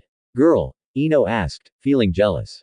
Nar laughed. Kitty, she's as bad as Logan giving everyone nicknames. Ino scowled. What kind of hussy is named Kitty? Nar saw Ino's look and laughed more. Ino, calm down, Cher. Kitty is older and like my aunt. Besides, she's well can't say dating as her and Lance are off again, but she's my aunt. He said. Ino relaxed. Sorry. Nar waved it off. He saw Hinata looked calmer too at the explanation. Sheesh. Best not let them meet Laura or Jup. He thought, thinking of the two girls his age. Of course, Jubilee is a force unto herself. But Laura, Nar mentally shudders, thinking of the female Logan clone who had become attached to him during the time at the institute. Face it, Nar, you left her in a better place. Konoha would have been no place for an assassin trying to quit. Nar felt his spine tingle. So ladies, he asked, standing up. Ino looked at the watch on her wrist and sighed. Sadly, I have to work the counter at my family's flower shop. How about tomorrow we meet up for lunch and see how we all did on the tests? The blonde Kunoichi asked. Hinata nodded. I have tea to speak with MF father, but tea tomorrow is G good. Nar nodded. I'll meet you both at Ikyaku's ramen stand. You are not taking us, Ino began. But Naruto shook his head. Non-share, but it is a good meeting place. Think of it as neutral ground. Pacified. Ino nodded and kissed him on the cheek before skipping away. Hinata paused, then kissed his cheek as well. Nar was certain you could see her blush like a beacon all over Konoha before she rushed away as well. Nar dropped back to the ground. 2, he muttered. Mom's going to skin my hide, he muttered. Nar entered the Hogue's office well after sunset. The old man was sitting behind the desk finishing up the day's paperwork. Have an interesting day, Naruto. The Hokage asked after a few moments with nothing being said. You could say that Oji-san, Nar said as he pulled out a deck of cards and began to shuffle it, a nervous habit he picked up from his adoptive father. So, I take it Miss Yamanaka has her eye on you now? The Hokage inquired, putting his seal on another report. And Hinata Hyuga, the blonde said. Saratobi got a faraway look in his eye and a small trickle of blood seeped from his nostril. Nar saw this and growled. Henty old fart. Saratobi wiped away the blood and gave Nar a look now. Nar, that is no way to address your elders. Nar smirked. We're going out for lunch tomorrow. Nar said and he looked nervous. They both want me. I can see it in their eyes. Well, you did save their lives, Nar. I mean the Hyuga heiress 11 years ago and Ino earlier when the young tried to fry her. Speaking of the temp, which I don't want to, but what's going to happen to him? Serbi sighed. The council has released him with a warning, and they feel that allowing him to pass the Genin exam will help ground him and keep him satisfied with the village. Nar closed his eyes. I won't be on his team. I don't care if I have to return to the world above, but I won't team with that unstable, spoiled brat. You won't. I'll be speaking with the Jonin instructors and see who wants who on their team. Sadly, with Kakashi dead, there is no one who really wants Sasaki on their team. Nar snorted as he continued to shuffle the cards, his eyes closed. Doesn't that tell you something right there? Nar sighed. I ask that you keep what I told you about the institute under your ugly hat and what I told you about my own mutation. Serbi chuckled. My ugly hat. Don't you want my job anymore, Nar? Hell no, Og-san. The hours suck. The pay is non-existent and there's too much paperwork. The Hokage sighed. Sadly, you're right about that. So, what else? Most of the current gen are far too confident. May I suggest those that pass the instructor's team tests? You have a survival exam with each team, have a controlled situation where they will think it is life and death. Like that danger room you mentioned. Yeah, Logan was sadistic, but he wouldn't let anyone out into the field if they weren't ready. Mom and Dad refused to let me into the field until a year and a half ago, and that was under protest. What happened? Serby asked. Some government idiot came up with a war on mutants. He called it Operation Zero Tolerance. And where are you going, daughter? Hiyashi Hyuga asked, seeing his daughter dressed to go out. Father, she looked down inside. I have a lunch date. A date with whom, may I ask? Hiyashi asked, wondering who caught his daughter's attention. In Yamanaka and Naruto Uzumaki Labao, she said, not meeting her father's eyes. If she had, she would have seen the anger there as well as the hardening of the eyes. I forbid this, he said.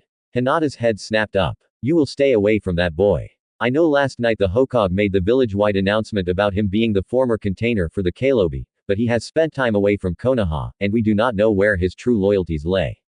Hiyashi narrowed his eyes when Hinata shook her head. I won't stay away from Naruto-kun. She said, he saved me 11 years ago and came back stronger. IW want to get to know him. Father Hashi narrowed his eyes. You dare defy me? He questioned. Oh, this why yes. Hinata lifted her eyes and looked at the man who was physically shaking in anger. Go to your room. I will deal with you when I calm down. I forbid you to see that boy. If you do, I will have you marked with the caged seal and Hanab named heir. Hinata stood there, her eyes widened.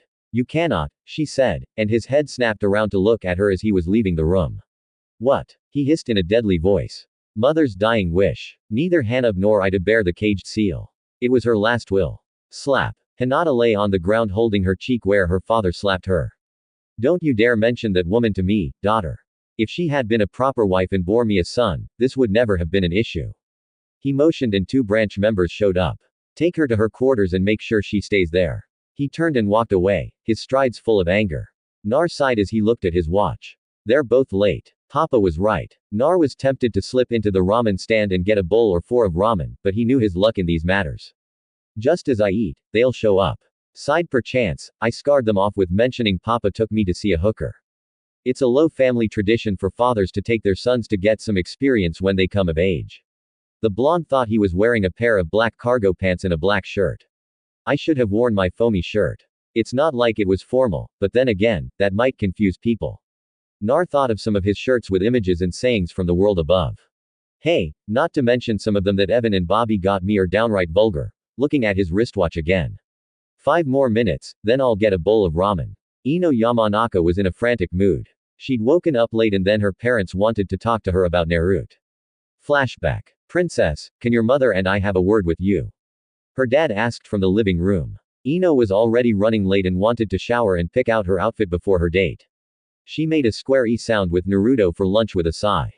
She entered the living room. What is it? I need to get ready. Ino said, looking at her parents. I hear from Gale Haruno that Sakura told her. You've taken an interest in that Naruto boy.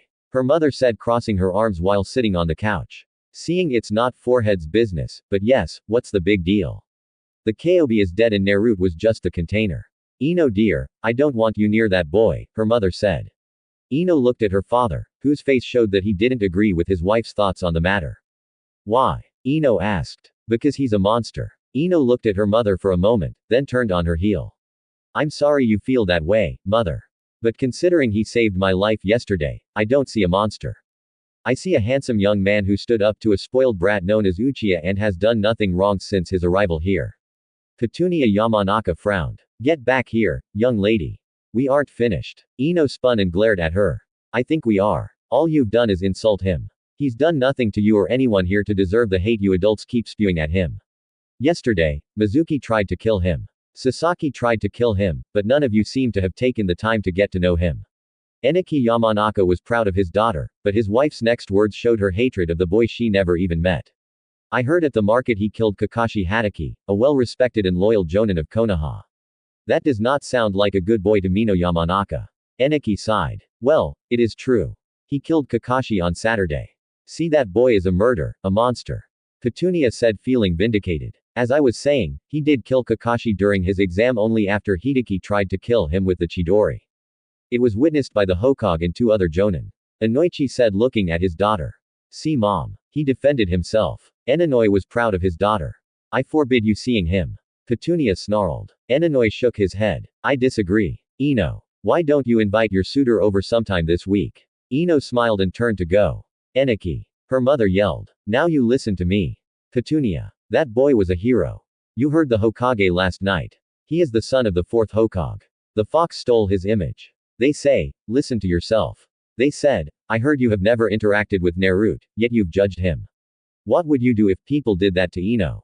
Petunia scowled. You've been spending too much time with your old teammates. You're using logic. Is it working? Ino was out of the room and rushing to the shower. End flashback. Oh, Kami, I am late. Please let him still be there. The blonde thought desperately as she rushed down the streets, her dark purple kimono moving with each movement. She reached the street and saw him standing there alone. She watched as he checked his watch and sigh. His shoulders slump a moment before he turned. Nar, she called out, stopping him. She watched as he turned towards her and then a smile touched his face. Kami, he's so handsome without that mask. Ino thought as she reached him, sorry I'm late. Had trouble getting out of bed this morning. She said, it's okay. It seems Hinata is either not coming or is running late as well. Nar said he looked her over in his gaze, seeing how the kimono hugged her curves. Get a grip. Her ninja clothes are tighter and reveal more Nar. Focus on the femme. Would you like some to your water? I'm going to give her 10 more minutes. Water will be fine. Ino said as she studied him as he entered the ramen stand to get them some bottles of water. Hinata, where are you from? What you said yesterday. Ino thought as she scanned the street for the Hyuga heiress. Hinata was in her room finishing getting dressed. She'd used her Bakugan to see her father's posted guard outside her door.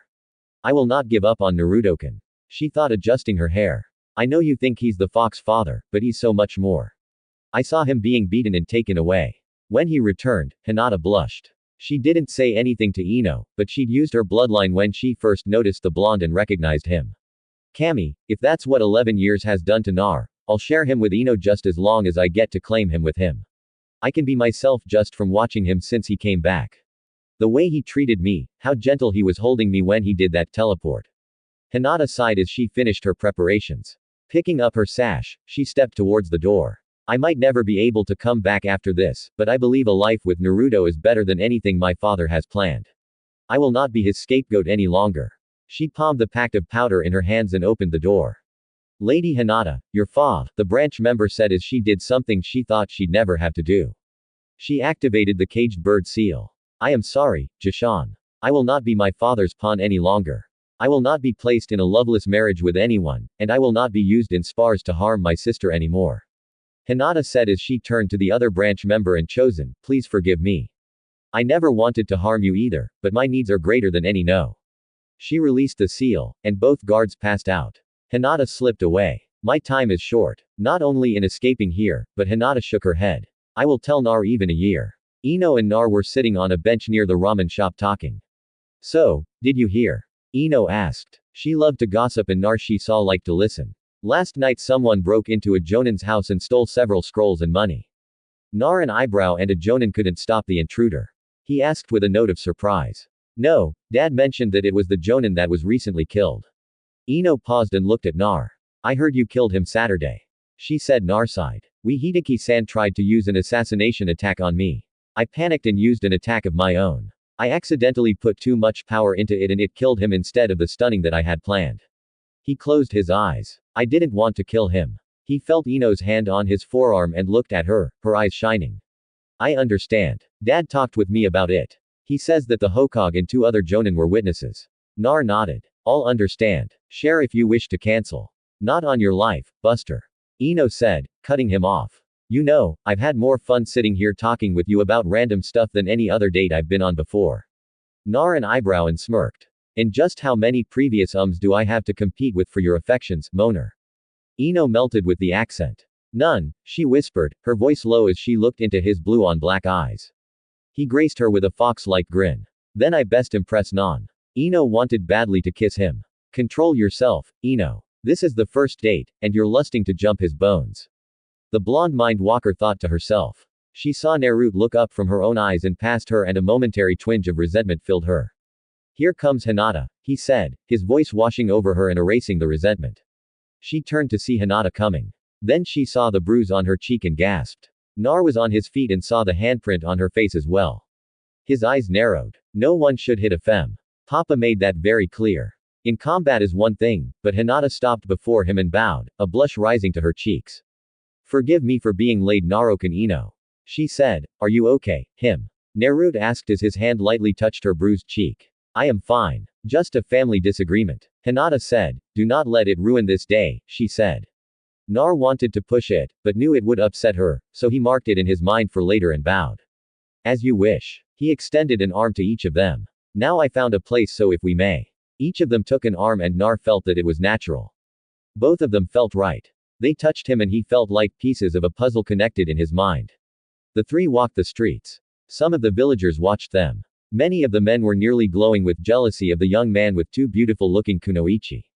A lot of the women were jealous as well, seeing the handsome blonde with the exotic marks on his cheeks. The announcement last night by the Hokage had opened many eyes, not only with the death of the Konoha, but who Naruto's birth parents were. Shame had been in the air last night as many remembered how they'd treated the boy 11 years ago. The trio ignored them all. They walked talking of simple things. No way, Ino said, laughing at Naruto's tale. Yes way. Logan hung Bobby from the flagpole outside the institute for his prank, and he had him in nothing more than a pair of girls' panties for daring to steal his beer. Nar said the meal had been excellent. They'd talked about their likes and dislikes. Ino admitted that she'd mostly been a Sasaki fangirl to annoy Sakura, who'd ended their friendship on a rumor. Hinata told them a bit about her clan, and after a bit admitted what had happened that morning, finding herself hugged by both Naruto and Ino. We'll talk to the old man later. Hell, think of something, Hinaheim. Naruto whispered as she cried about the unfairness that her whole clan treated her with hatred and contempt, even though she'd done nothing to earn that. Tears dried. Hinata told them her weakness for cinnamon rolls. Ino admitted she had a weakness for Pocky, telling how she'd run over her own father when he had tried to keep the last box in the house out of her possession. Your friends from the institute sound interesting. Naruto and Hinata said they'd shared their meals. The girls were thrilled as Naruto fed them and they each took turns feeding him. They're more than friends. They became my family. Nar said, sipping his tea. He looked at Ino then Hinata. I have to ask Mainers, where do you see this going? He asked. Both girls blushed. The time had come to talk about the relationship. Ino looked at Hinata, whose blush would probably put the sun to shame in its brilliance. Ever since I saw you in class, there was something about you, Nar. Ino began. I felt drawn to you, and not because of looks, because well, hell, you wore a mask and that coat and clothes hid your body. She blushed remembering hugging him before that teleport he did and felt his toned muscles. Bad Ino, just because you wore your fingers out last night. She wiped the trickle of blood away quickly and blushed. But it was something about you. Even before you spanked Sash, there was something about you. It called to me. I knew I wanted to get to know you the moment you kissed the back of my hand. I found myself wondering what a life with you would be like. I saw flashes of us down the road, married, children. Then I tried to picture anyone else, and for some reason, they all felt wrong. Nar sighed. Damn, Jean was right, he thought as he looked at Hinata. Naruto took her hand and was rubbing her knuckles. Relax, petite, he said. You were doing fine all through the meal. Ino too put a hand on Hinata's forearm, willing her to take her strength. Daddy always says that when he felt rushed, he would picture working on the garden to calm and relax himself. She looked at Hinata. You like pressing flowers and working with bonsai plants. Hinata nodded. Her blush was doubled with Naruto rubbing circles on the back of her knuckles. She closed her eyes and calmed her breathing like her teachers had taught her, and she opened them to look at Nar. I too felt drawn to you, Naruto_. Back when you saved me when we were 5, something about you would never leave my mind. When you returned and entered the classroom, I fought hard to try and not watch you. I had my Bakugan activated and watched you the whole time. Hinata closed her eyes. I never got to thank you for being my white knight. That day 11 years ago, you returned and once more stood tall before those that thought they were better, that they could have their way. I want to know you. Even if you just decide to date just Ino, I want to be your friend. Nar smiled. This will be an interesting year. Mama is go and talk kill me, but Papa will be proud. Nar thought. The three teens went to see the Hokage, who listened to Naruto's rant about how family shouldn't abuse family. The third was not happy to learn of the physical and mental abuse that Hinata had been put under. He was about to call for his secretary when the door opened and in walked Hiyashi Hyuga, flanked by a boy a year older than the teens and an old Hyuga branch member. There you are, he said. Do you know the panic you caused? Hai said to his daughter who was backing away from him. Now come, the Hokage is far too busy for your childish gains. He said and reached for her only to have his hand slapped away and Naruto blocking his view of Hinata. Don't you touch her, the blonde said, and the Hokage could feel the killing intent from the blonde. This will be ugly. Out of my way, boy, this is a clan matter. You are not Hyuga, Hiashi said. Nar snarled. Family don't abuse and belittle family. Nar said. Hai snapped his fingers and the older branch member moved in to remove Nar. The blonde had other ideas as he reached into his vest and pulled out a pair of cards. Serbi winced seeing them glow. Nar, not in my office. He said, should I be scared, boy? The branch member said, so you enhanced them with chakra to be able to throw them. Big deal. Serbi winced. I've come for my daughter. This has nothing to do with you. Hayashi said. Nar took up a stance and surprisingly Ino did as well. She's under my protection. Nar said she is a ninja of this village. The Hokage said, and under my command now then, he said, looking at Hinata. Do you wish to return with your father? Hinata shook her head no rapidly. She held fear in her eyes. This is Hyuga clan business. The boy spoke. It is her fate to be judged by her betters. Nar snorted, betters. All I see are people who should be teaching her and helping her abuse and belittle her. Ino was next to him spoke up. Ano Yamanaka clan Ays of the Yamanaka clan grant asylum to Hinata Hyuga. Nar smirked. I Naruto Uzuki Namikaze Labao. Give her my protection. The next one of you Salahad that touch the him in any way without her permission. I will blow from here to Kam's court. Serbi sat behind his desk and pulled out his pipe. There you have it. Hayashi. Two clan heirs offering protection to a third that wants to escape her own clan. You may leave. I will have a pair of Ambu escort Hinata to claim possessions she wishes and move her into housing. She can move in with me. I got plenty of room at the mansion. Hai snarled and would have attacked, but Naruto put the cards up again. Try it. I dare you. Hai looked from the blue on black eyes to the glowing cards. This isn't over, he said. Of course not. Like you never know when to leave well enough alone. Nar didn't lower his guard until the three male Hyuga were well out of sight. He sighed as he slipped the cards away and turned just in time to be hugged by Hinata. Ino along with three Anbu took Hinata to the Hyuga estates to claim her personal effects. Naruto sighed and slumped down across from the Hokage. Two girlfriends, the Hokage teased. Nar scowled. The door opened and Serbi groaned, seeing his 10-year-old grandson storm in. I've got you this time, old man, the 10-year-old boy said and promptly got his feet entangled in a ridiculously long blue scarf. Nar couldn't help it. He snorted, trying to cover his laughter. You tripped me, the boy said. You tripped yourself, Goss, Nar said and he saw the Hokage was enjoying this. Oh yeah, you freakazoid. I challenge you. Behind him, they heard someone running and a man in black wearing round sunglasses entered gasping. Young Master Nar saw the scowl on the man's face when he saw him. Honorable grandson, you really must stop attacking your grandfather. He has very important matters to deal with. Grandson, Nar said, looking from the Hokage the shrimp before him. Yeah, that's right. I'm his grandson, the boy said. He saw Naruto hesitate and decided to push his luck. Just as I thought, a coward. Just because he's my grandfather, you won't do anything. Serbi groaned. Konohamaru, you don't know what you're doing. Listen, Goss. I don't care if he's your grandam. I'll knock your block off. Yeah, right. You don't look like you can do anything, Outlander. Saratobi winced. And the boy Konohamaru ended up planar on the floor with a nice-sized bump forming atop his head from the brain duster. Naruto delivered. Naruto looked from the boy to the smirking Hokage. And for your comments earlier, old man, here it is, my first creation. The Hokage winced, remembering that he escaped it before, but watched as Naruto was replaced by a beautiful buxom blonde with pigtails and only thin wisps of smoke covering her. Sadly, the Hokage and the Jonin Ebisu were rocketed backwards with noseball leads. Nar humped and dispelled it. I called it my sexy jutsu and I just knew you were a pervert. Naruto walked away leaving three people unconscious in the office. When the Hokage and Ebisu recovered, they realized that Naruto and Konohamaru were gone. Ebisu left to find the young master and the Hokage groaned and prayed to Kami that he would quit smoking if Naruto never taught that jutsu to anyone. He sighed and looked at the paperwork on his desk and sighed. The teams I designed won't work. I wonder. The Hokage looked over the graduating class. Something came to him with the numbers. I wonder if it's time for something new. He started making changes. The council might be able to allow Sasaki Uchiha to pass, but he won't be bringing my ninja forces down. Let's see how this goes. And the secretary alone heard the Hogue cackle, and she shuddered, wondering what set the old man off, as she was used to the perverted giggles. This one she felt meant someone was going to get a personal visit with Ibiki below the tower. Friday rolled around far too quickly in Naruto's opinion as he dressed to head off for team assignments. He'd spent the week pleasantly with Ino and Hinata, sometimes alone with one or the other, sometimes on dating them together. Hinata was living with Ino's family since it wouldn't be proper for her to live her alone with just him.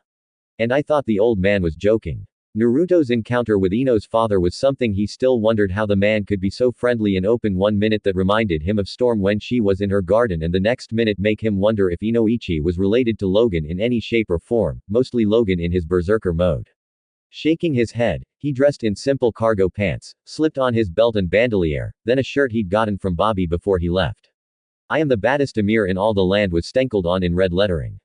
He had stopped wearing the mask at the girl's insistence. Ino likes to sneak kisses and Hinata. Naruto shook his head, remembering the afternoon under a tree while it rained lightly while they were near the river. Naruto had his head in her lap and she stroked his whisker marks while she hummed a tune she said her mother had sung to her when she was little. He strapped on his thigh holsters and grabbed his gloves before slipping on his shades. His hair he'd tied back into a ponytail and spiked it a bit. Let's see what Oji-san has in store for us now.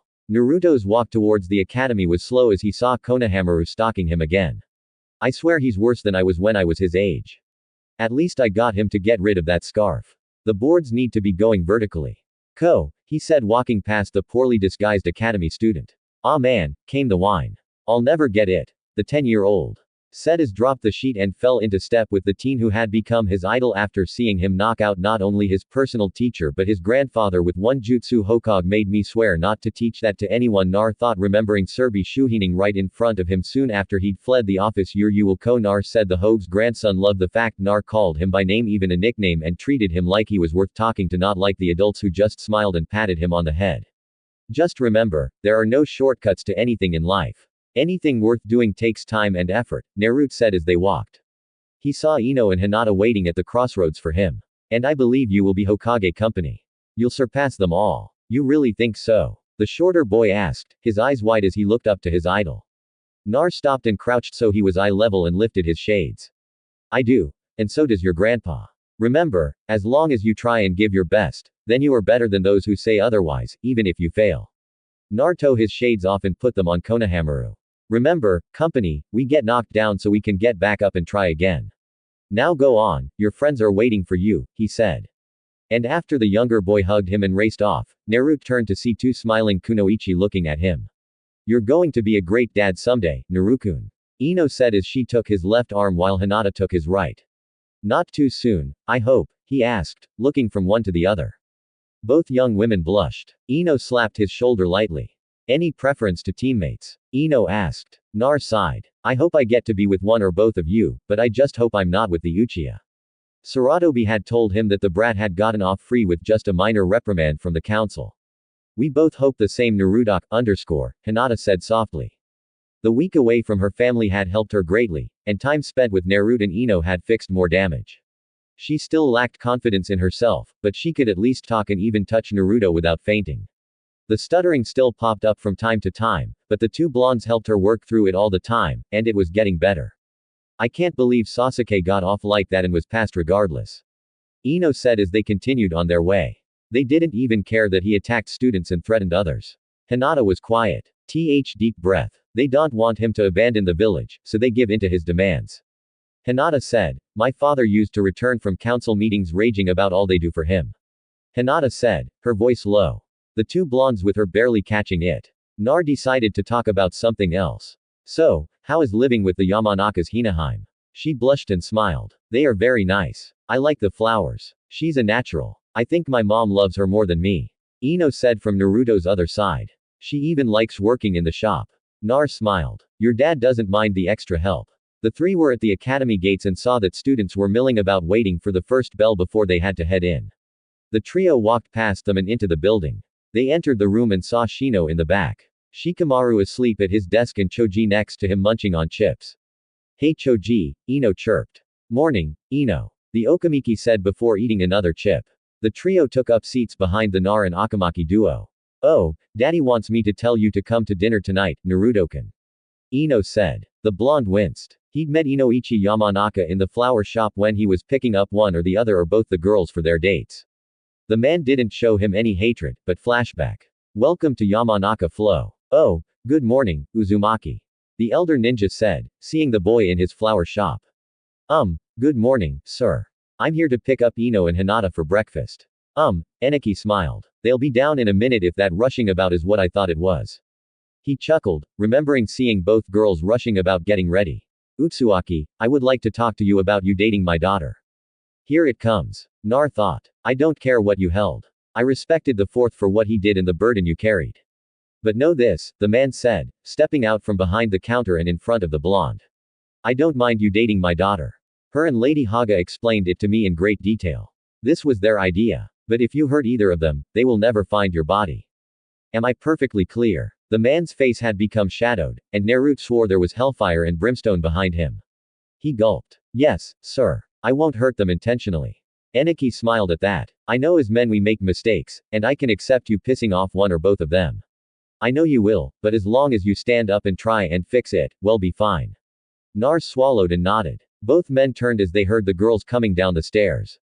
Enoi looked at him once more. Remember my warning. End flashback. Naru Ino said, snapping her fingers in front of his eyes. Hey, sorry, Enaheim. He saw that the bell must have rung while he was lost in his memories and both girls were in their seats. Uruka walked in and Naruto smiled, seeing the man was looking better.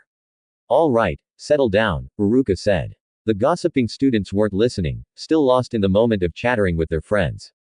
Nar watched the man's hands. What the he? I said. Silence. Uruka yelled with his demon head jutsu.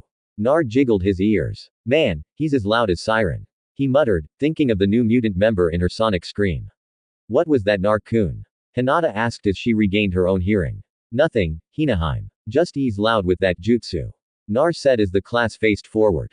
Uruka sighed as he congratulated them all on passing. The speech had the youngsters drifting off. Now we are doing something different this year.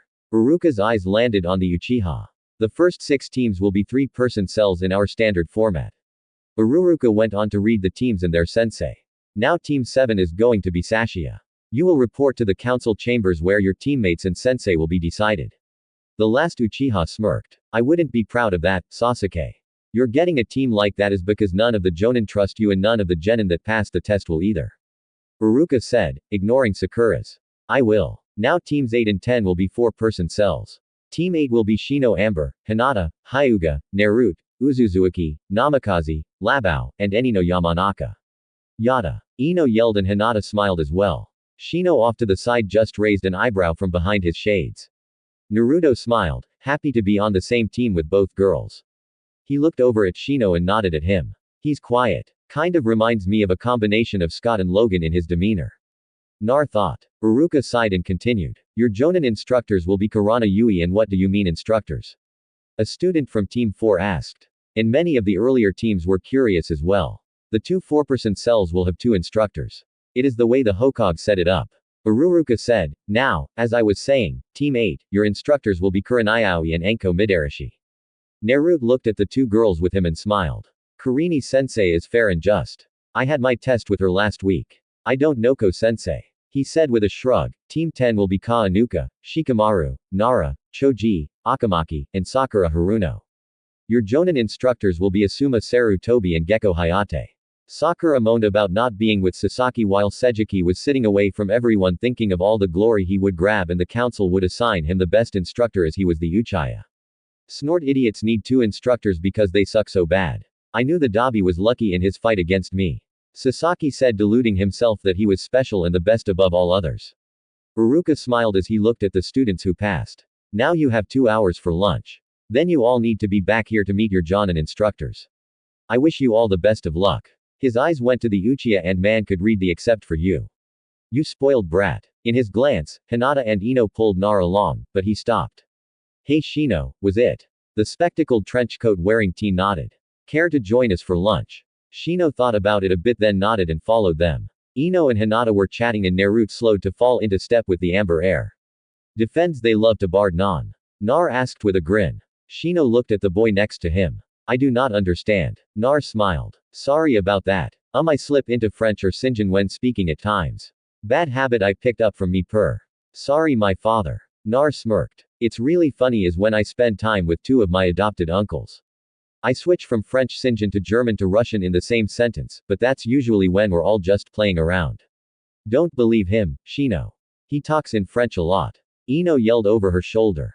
Hinata nodded and blushed. Especially when he's feeling Hinaheim. Shame. Nar teased. I only whisper those words in your ear. The Hyuga blushed as Ino turned to look at her. Should I feel cheated? No, I just like hearing him speak in French. It's soothing, Hinata said as she twiddled her fingers. Back with the boys. So, Amber, that's where you live in symbiosis with your bugs inhabiting your body, right? Yes, Shino said. Does that bother you? He asked. Nope. I've seen stranger and weirder things. Nar said, his mind flashing to Rai's transformation from red-headed girl to a wolf, or that mutant they met in Australia that called himself Maggot and had 2 giant slugs that ate everything. He's from Africa and traveling the world as well. Nar remembered, one of my teachers was big, blue, and covered with fur. My uncle is covered with blue fur and has a tail. My adoptive mother can't touch anyone due to her Kek Jenk out of control. The girls remembered the picture on his wall and he pointed out his family. Hinata had gasped seeing Beast and Nightcrawler, but Nar told them both that while they look fierce, they were 2 of the gentlest souls that he'd ever met. Nar seems to want to trust Shino as well. Ino thought, watching the blonde chattering with the amber air. Good. He needs guy friends here and Shino's okay. Creepy, but okay. The blonde Yamanaka thought as they reached the Green Dragon Diner. The 4 returned to class after the 2-hour lunch. The 3 of them had agreed with one thing. Shino was the quietest person they ever met. Uruka was sitting in his seat when they entered. They saw they were the first students back and that their former instructor was taking a nap. Yo, Uruka. Nar said, waking him up. Huh. Oh, Nar. Uruka said, blinking. Did Uruka stopped as did the Ino, Shino and Hinata. And they all looked at Naruto, hearing a slight beeping coming from his coat. Nar actually blushed and pulled out a round device with an X logo on it. He clicked it open. I'm kind of busy, Nar said in English. Naruto Uzumaki Namikaze Labao came a very angry sounding woman in English. Hello mom, Nar said softly. Yeah, Mr. Check-in date, came the woman's voice again from the communicator. Sorry, mom, Nar said, taking several steps away from everyone and sitting near the window. Tisbino might busy. Don't give me that excuse, young man. Or watched the exchange. It was a radio of some kind. Nothing like they used on patrols. He watched as Naruto seemed to be flustered a bit. Uruka couldn't understand what was being said, but he understood the tone of voice. He saw Ino and the others were confused as well. Mom, class is about to start.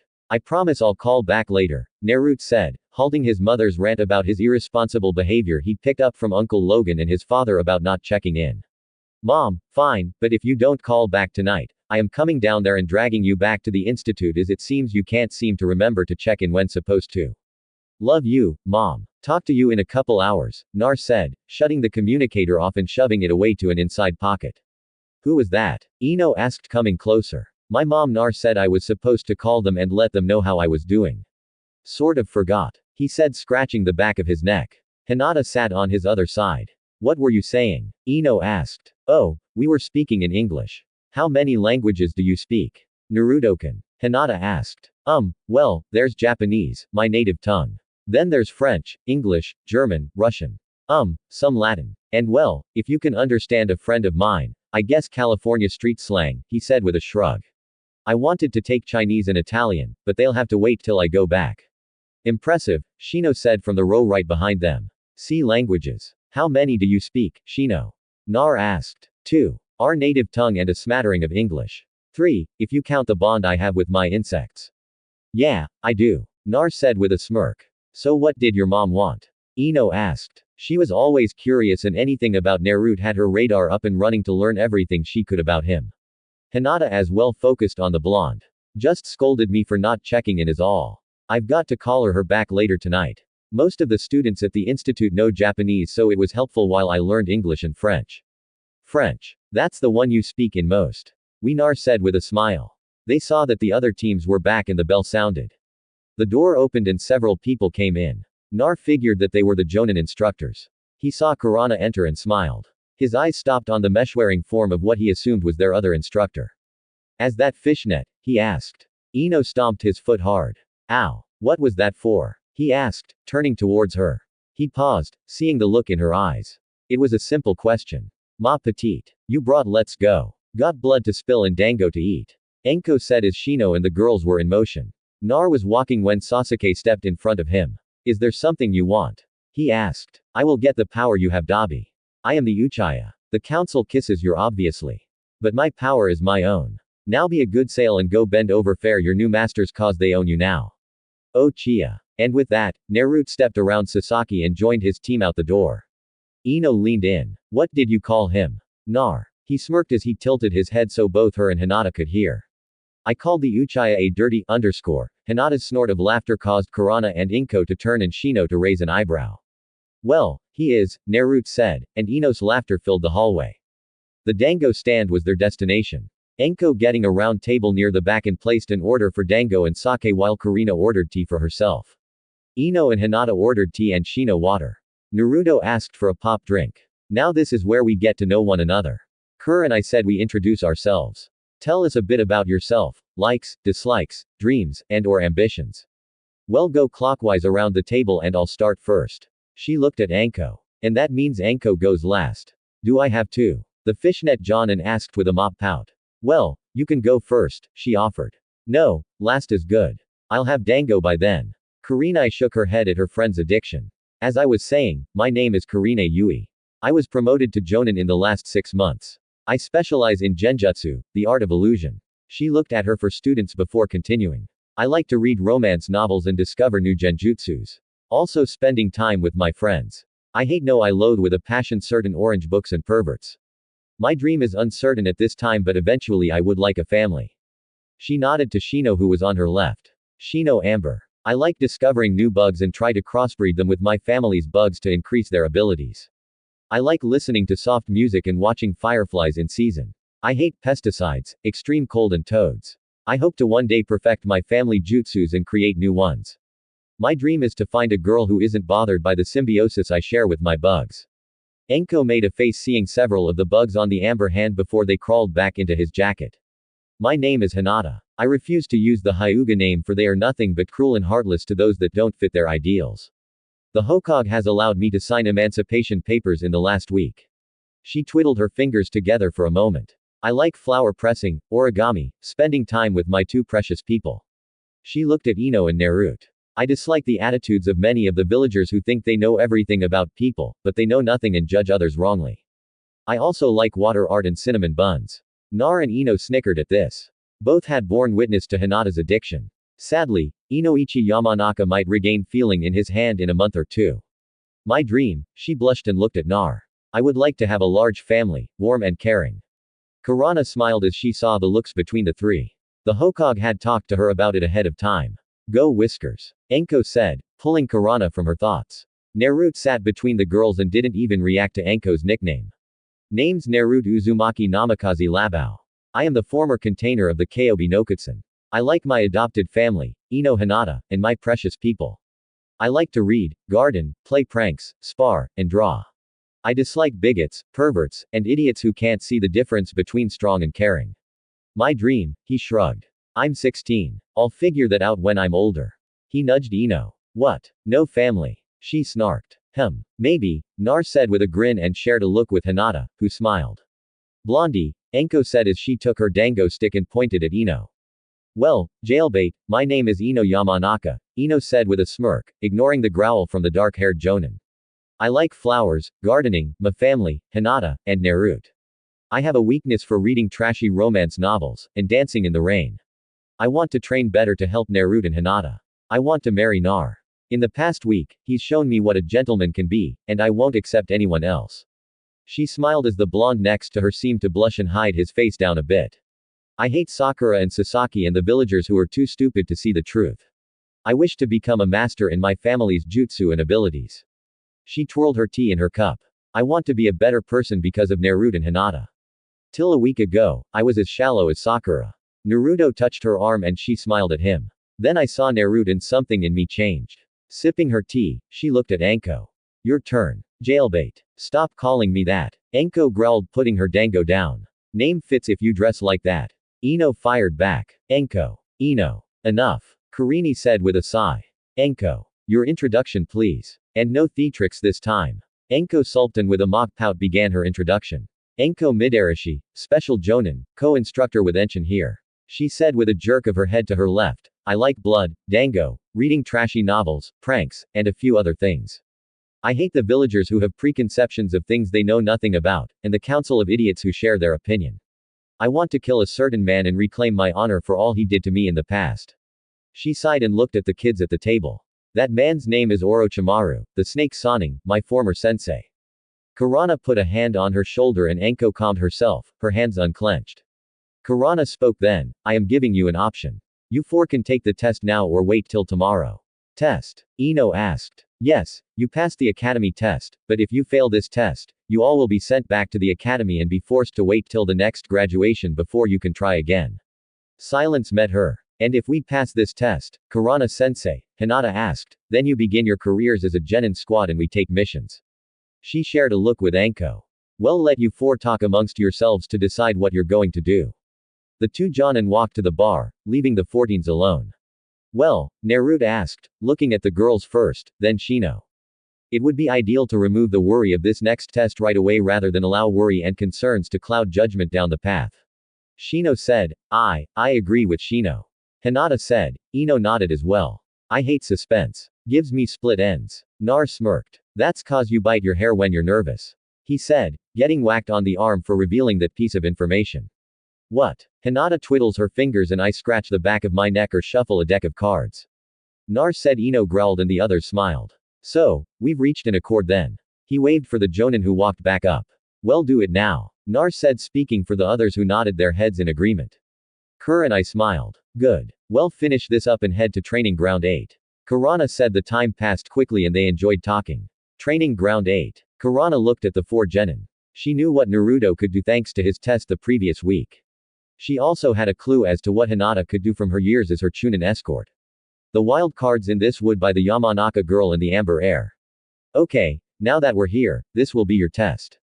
You need to reach me and tag me 2 times. I will not move from this zone. She pointed to a 5-foot circle. You all will need to get past Anko here, however, and she's got no restrictions.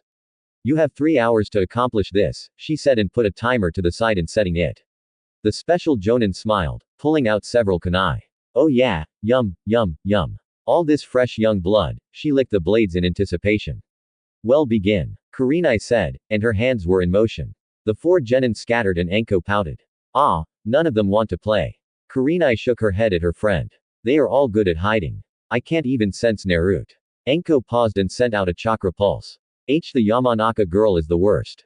Followed by the Amber. The Hyuga girl, she's good. She's either learned or does it naturally shrinks her chakra. And the Whisker boy, I can't even get a ping. A share. You be looking fair. Naru low, I be touched. Anko spun and managed to avoid a hail of card-shaped shuriken. Bye bye, he said and tossed a smoke bomb vanished again. How the hell? I didn't sense him at all. Anko said looking around wildly. Kurana too was shocked. I think they'll pass with flying colors. 55 minutes later, they came at the 2 Jonin. Shino led the way with his bugs. They tried to overwhelm Anko, who used a mud clone to vanish. Kurenai set up her genjutsu and watched as Shino froze. Hinata leapt over him and her Juken strikes missed the reappearing Anko by inches. Kurenai remained silent as she watched.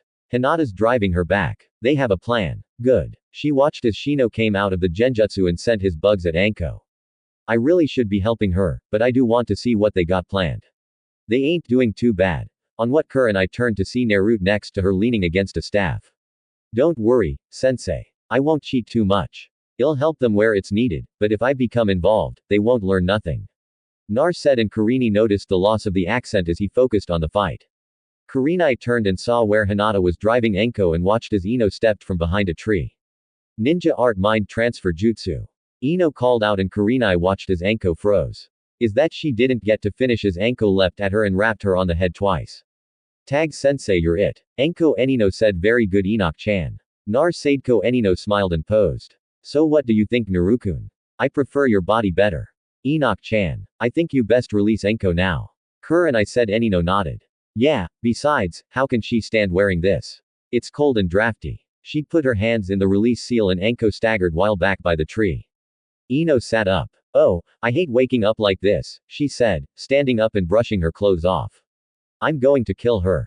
Anko roared and was stopped by Naruto putting his staff under her chin. It was fair. Anko instead like Hinata loved the accent. And while they didn't get his words, sometimes they figured them out eventually. Nar explained that there were different dialects for French as he called it depending upon region and continent.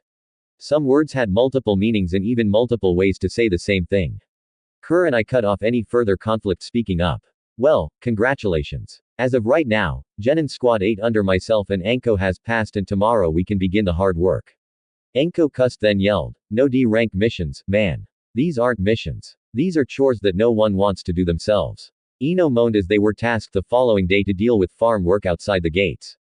Nar smirked as he created 20 cage bunchons and sent them to work on stacking the bales of hay while he was carrying bags of feed into the barn.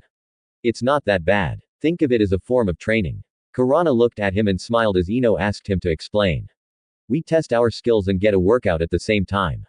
You test your speed gathering eggs from the chickens, strength from lifting the feed bags and hay bales, dexterity and speed catching the loose animals, chakra building while repairing the barn and fences, he said, pointing to where Shino was using chakra to hang onto the side of the building while nailing up fresh boards. Then to Hinata and Anko who were using chakra to drive nails into the fence. Ino sighed. And painting? She asked. It was Kurenai who answered, think of the movements and then picture them in a taijutsu fight.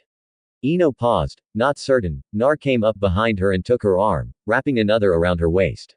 Like this time, he whispered in her ear. He took her arm and moved it full strokes up and down. Now picture that as a form of blocking. Ino wished he would have continued to hold her, but she went back to painting the shed.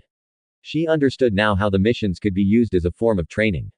Her eyes kept looking over to Nar hauling bags of grain and then as he would haul pails of water. Kurenai smiled seeing her team using this as a chance to train. Most people don't. Nar realized it right away. She watched as he had created clones to haul lumber for Shino and the clones chatted with the bug user. She had asked her team if they wanted to train first or do a mission. The 4 genin had agreed to a mission and Anko's whale was ignored. Bet tomorrow they take training first and missions in the afternoon from now on. Kurana said as she finished her own tasks. Unlike most jonin, she helped her team with the work. Enchen Anko said slipping next to her. Don't you have to report to the Hogue's office soon? As soon as we're done, Kurenai said as she watched their team getting the animals into the barn. I'll take them to training ground 8 then and work them into the ground. Anko said with a grin. Kurenai shook her head. I seem to recall them beating you last night. Anko snorted. Got lucky. Happens once in a while. Besides, I want to test Whiskers. Anyone who can impress you deserves my attention. Kurenai shook her head. Don't push him, Anko. He took out Hideki. Kurenai said lowly, I can't tell you his abilities without his or the Hogue's permission. It's why he didn't partake in the test. Anko looked to see the shadow clones dispersing and the others putting away their tools. Should we worry about him? No, he's loyal to the Hokage and those 2 girls. Hell let us and Shino in when he knows he can trust us. When he can trust us. Anko repeated. I don't blame him. Kurana said, he was nearly killed by the villagers several times when he was 5 years old. The fact he even came back says something. She handed Anko her tools. Have fun working with them. I'll collect their pay and bring it to the training ground after the meeting. Anko nodded and watched as Kurenai vanished in a leaf shushin. All right, BRZ. Well, finish putting things away, then head to the training ground. Kurenai had to report to the Hokage for a meeting, leaving you all in my hands. She smirked and Naruto shook his head. The Hogue's office was filled with jonin. Kurenai stopped next to Guy and Asuma. Yosh, your fires of youth burn brightly as always, Kurana. Hey Guy, she said. Asuma, she said with a nod. Uruka sat to the side as the Hogue's aide. All right, settle down. The Hokage called out. He smiled seeing Kurana standing there. Report. Team 1 failed. Team 2 failed. Team 3 failed and hospitalized. Team 4 failed. And they have decided not to return to the academy. Team 5 failed. Team 6 didn't even try. Team 7, a voice said, and they all turned to see a mask-wearing jonin that none of them knew standing there. Consisting of Kabuto, Yakushi, Sai, and Sasaki Uchiha have passed. And your name? The Hokage asked. I have no name Hokage Dono. I am 13. The masked jonin said the old man narrowed his eyes. The council's hand-chosen team for the Uchiha. I would bet they are mostly root members. Continue, he said, lighting his pipe. Team 8, 4% cell consisting of Shino Amber, Hinata, Enino, Yamanaka, and Naruto Labao passed my test yesterday. As you are aware, Lord Hokage, and they finished their first mission before I came here to report, Kurana said. And many of the jonin in the room looked stunned that a team passed a test early. What test did you give them? Asuma asked from next to her. They had to tag me twice. That doesn't sound difficult, 13 said. They had to get past my Kojan instructor and my Genjutsu to tag me. Kurana said, and many eyes widened at this. Enko, are they alive? Or asked. Kurenai gave him a flat look. More than that, Shino and Hinata drove her into position and Ino used her family jutsu to possess Enko and rap me on the head twice. The Hokage nodded, but another Jonin spoke up. And what of the Kobe brat? Don't know who you're talking about. Kurenai said, I think the incompetent is asking about Narutkin. Guy said, Nar walked through my jutsu and stood right next to me. He and I both know what I can do and he thought it wouldn't have been a fair test. What's that mean? The same idiot asked. Asuma Guy and I tested Naruto last weekend. His skills are high. If he would have had joined in, Enko would have been beaten easier. True, but the rest of the team wouldn't have learned to work together. Naruto seems to have a natural skill with teamwork, and he showed that off during the mission this morning, helping the others realize that the D-rank missions are perfect ways to train as well. Lord Hokage 13 spoke up. I have questions regarding the I mean Nar, and I won't answer them. You can tell Danzo that I won't allow him to use Nar. Bad enough. The council has given the Uchiha brat another chance like they have in control to you. The masked Jonin stepped back. Asuma, your team, Team 10, consisting of Kiba Inuzuka, Shikamaru, Nara, Choji, Akamaiki, and Sakura Haruno passed. He lit his cigarette and sighed. They were unorthodox and will need work, but they managed to get the bells from me in the end.